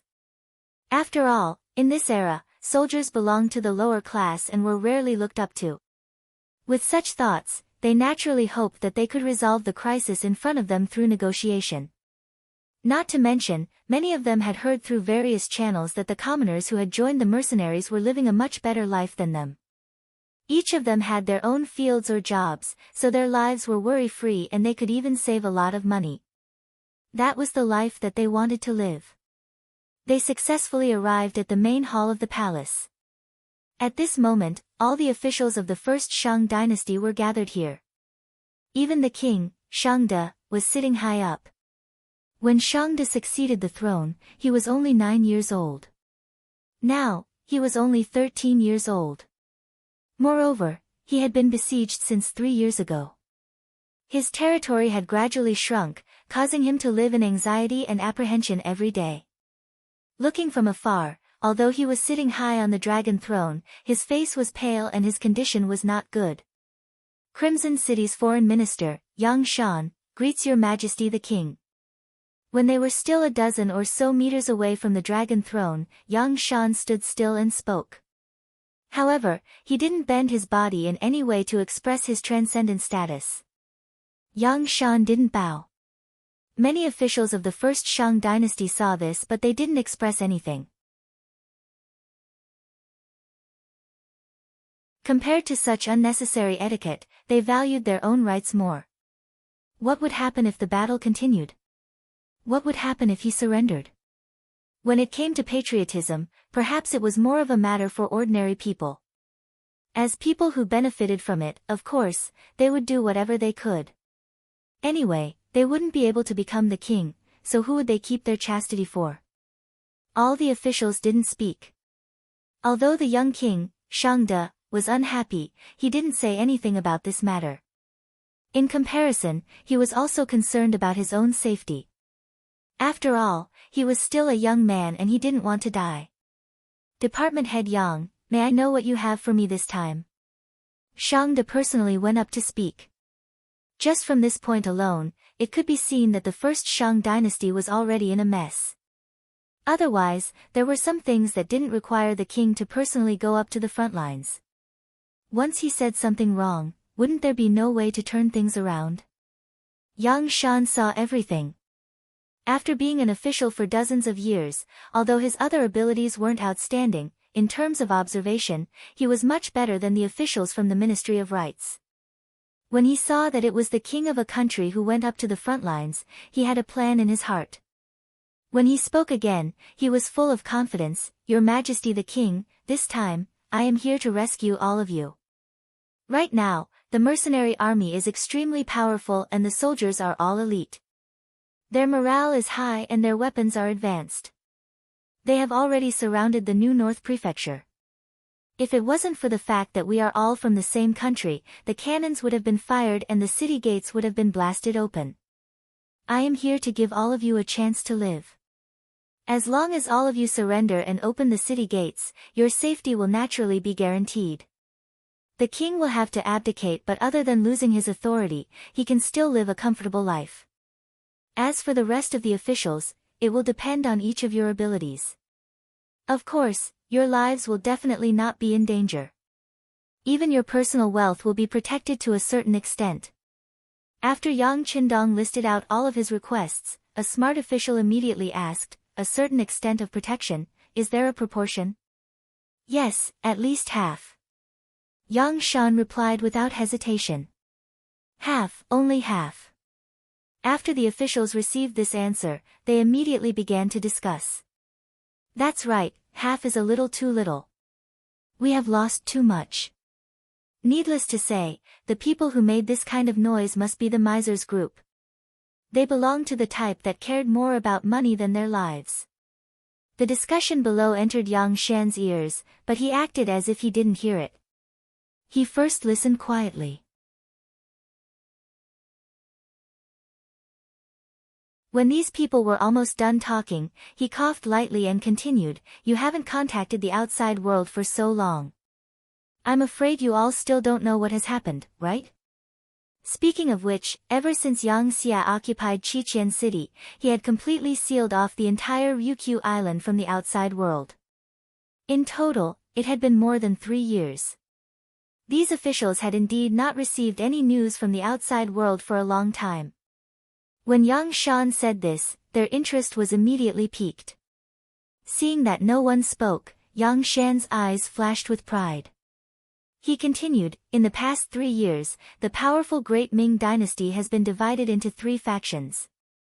They are Bai Ming, Southern Ming, and Min King's faction. They are no longer as strong as before. On the contrary, the mercenary army's influence has been expanded and strengthened. Not long ago, the mercenary army sent troops to Jiaoxi and destroyed the Jiaoxi kingdom in a month. Of course, we have also negotiated with them before and promised them the same benefits as you all. It's a pity that some people didn't take advantage of it. As for the outcome. At this point, Yang Shan intentionally paused. This made the officials of the first Shang dynasty who were listening attentively anxious. Someone couldn't help but ask, what happened? Could it be that they were all killed? Amazing. This mister's guess is extremely correct. When the negotiations failed, the mercenary army charged into the capital of Jiaoxi. They killed their way into the big cities of Jiaoxi. Those officials who didn't choose to surrender were all exterminated. Even the king of Jiaoxi, Li Li, and the crown prince, Li Yuanlong, were faced with a situation where only one of them could survive. Later on, in front of many people, Li Li personally killed his only son, Li Yuanlong, in order to survive. Now, he is living out his remaining years in Qiqian City. Although he lost his authority, his life was saved. It's a pretty good ending. What? Hearing Yang Shan say that Jiaoxi was destroyed, all the officials were killed, and even the king of Lili had no choice but to kill his only son in order to survive, all the officials of the Shang dynasty who were present couldn't help but be shocked. The strength of Little Ryukyu Island was limited. It had faced various dangers in different eras. However, no matter what the outcome was, whether they were defeated or forced to surrender, as the officials of the country, they had no problem keeping their lives. After all, no matter who occupied this place, someone had to take care of it. As the natives of this place, no one knew the situation better than them, right? However, who would have thought that the mercenary army would really kill when they attacked? Even the king of Li, who was known to be vicious and merciless, didn't let him off. Didn't that mean that if they didn't surrender, only death would await them? The officials felt a chill in their hearts. Some of the smarter ones were already considering if they should choose to surrender. After all, they had already experienced the firepower of the mercenary army. Didn't they see how their impregnable defense was flattened in less than 2 days? They wouldn't be able to gain any advantage if they really fought with such an opponent. As the officials were calculating in their hearts, the young King Shangde was also calculating in his heart. He had to admit that when he heard that Lili was willing to kill his only son in order to survive, he was really afraid. As the king of a country, Shangde had never truly enjoyed a day of happiness and high status since he took office. He was young to begin with, and his father had passed away in a hurry. He was the type of person who was appointed in the face of danger. This meant that everything had already begun before he was prepared. Even though he was still young, he had no choice but to think of ways to deal with internal affairs. However, before he could do anything, the mercenary army appeared. After that, they swept through the entire Shang dynasty in a domineering manner. The Shang dynasty was suppressed to a certain extent and lost its vitality. He had been in power for nearly 4 years, but he had actually spent all his time thinking about how to break through the blockade and kill his way out. However, this mission had never been accomplished. Now that someone had finally arrived at his doorstep, his choice had become inevitable. Speaking of which, Shangde didn't have much of a choice. He, who hadn't enjoyed much on the throne, had thought more than once that it would be great if he could be an ordinary person and live an ordinary life. Now, the opportunity had appeared. As long as he nodded and opened the city gates of New North Prefecture, he would be able to step down from the throne and live an ordinary life.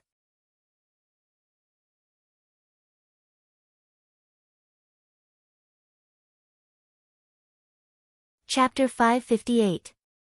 In other words, he could bear the worst result. Therefore, he did not have any resistance to surrendering. However, he still could not stand Yang Shan's aggressiveness. Even if Yang Shan wanted them to surrender, shouldn't he at least have a good talk? Why did he have to be so aggressive right from the start? With a hint of anger, Shangde asked Yang Shan in a voice that was still young and hadn't reached puberty, "Emissary, what if we don't surrender? Have you thought about it? No matter if we live or die in the future, you, who appeared here, will definitely be the first to die. Aren't you afraid of death?" The young Shangde actually threatened Yang Shan. When the officials heard this, many of them panicked. They didn't want to die. If they really killed Yang Shan, it would be tantamount to forcing the mercenaries to become mortal enemies with them. If that was the case, no one present would have a good life. The officials were all panicking. They almost shouted out to stop their king Shangde. In reality, this kind of thing had been done many times in the past 4 years. For their own benefit, these officials had always been able to band together and force the young king Shangde to give in. This time, they were prepared to repeat the same story. But before these officials could speak, Yang Shan had already started laughing loudly. After a round of laughter, he suddenly pointed at the high and mighty King Shangde and said, "Of course, everyone is afraid of death.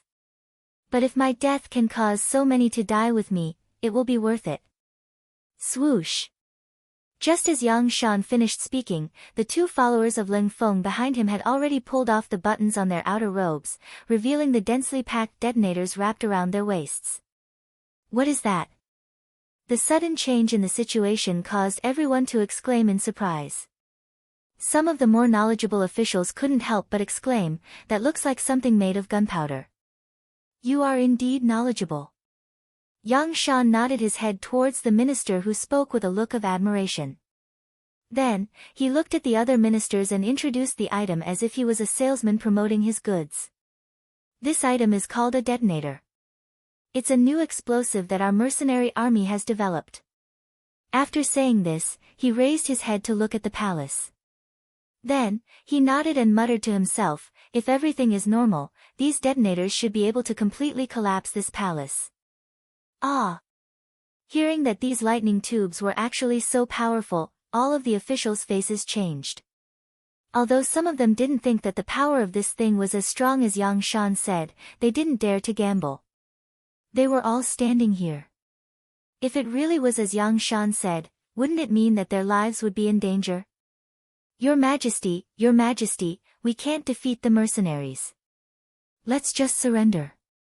"That's right, Your Majesty. A real man knows when to stretch and when to shrink. Let's lower our heads for now, and in the future." When the courtier reached this point, he couldn't even continue his lie. If the kingdom was destroyed, the king would be placed under house arrest. What future would there be? Many officials started to plead for leniency. Without exception, they all expressed the same attitude, which was that they absolutely could not become enemies with the mercenaries, and even more so, they could not harm Yang Shan. Some of the ministers who held military power had already thought it through. If the king insisted on doing things his way, they could only use their power to restrain him first. The high and mighty Shangde couldn't help but shake his head when he saw the reactions of the courtiers below. Although all of this was within his expectations, just like in the past 4 years, whenever there was a threat to their interests, these people would advise him with the big picture in mind. They were eating the salary of the kingdom and enjoying the benefits and power that came with being in a high position. However, when the king was in danger, none of them thought for the kingdom. Instead, they were still plotting their own schemes. Shangde was completely disappointed in them.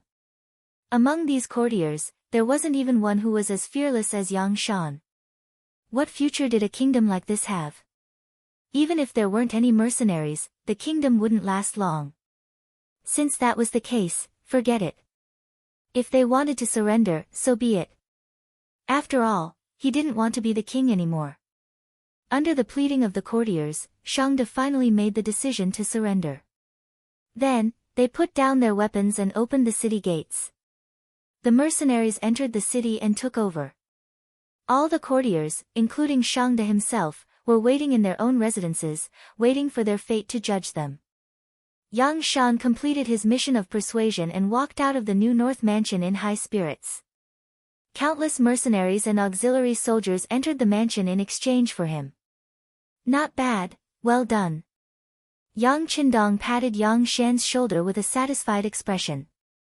Next, you will be in charge of taking over the courtiers here. Those who have committed heinous crimes must not be let off. As for those courtiers and merchants who still have a conscience, just confiscate half of their assets. Yes, your majesty knows what to do. Yang Shan nodded his head respectfully. If one wanted to be looked up to and respected by others, then one needed to display one's capabilities. This was a good opportunity to do so. After handing over the task to Yang Qindong, he walked towards the New North Prefecture under the protection and escort of the first and second guards. In his previous life, he had been here before. But at this moment, there weren't any tall buildings like in his previous life. Even the most prosperous streets of the New North Prefecture still gave off a filthy feeling. As he walked, he finally arrived at the palace and saw the last king of the Shang dynasty, Shangde. King Shangde, who had been waiting here for a long time, knelt on the ground when he saw Yang Qindong and the rest, looking very obedient. Yang Qindong's gaze landed on the 13-year-old Shangde and he sighed softly. Perhaps in the eyes of others, it was because of him that Shangde didn't have the chance to display his talents.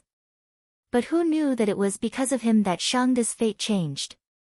At least it wouldn't be like his previous life, where the first Shang dynasty fell apart due to the chaos in the court and Shangde was killed by his courtiers. Because of Yang Qindong, as long as Shangde was obedient, he should be able to have a good ending. The Prince of Sin, Shangde, greets the Duke of Loyalty and Courage. Shangde knelt on the ground and shouted. Obviously, someone had already told him about Yang Qindong's identity. Get up, Yang Qindong said as he extended his hand to help Shangde up. It could be seen that Yang Qindong was still very courteous to the Shang dynasty. At least, the courtiers who surrendered would not have the honor of having Yang Qindong personally help them up. Thank you, Duke of Loyalty and Courage. Shangde may be young, but he had learned this set of etiquette since young and was naturally very familiar with it. Shangde stood up, and Yang Qindong patted him on the shoulder. Don't think too much about it. The burden that history has placed on you is too heavy. You've also worked hard.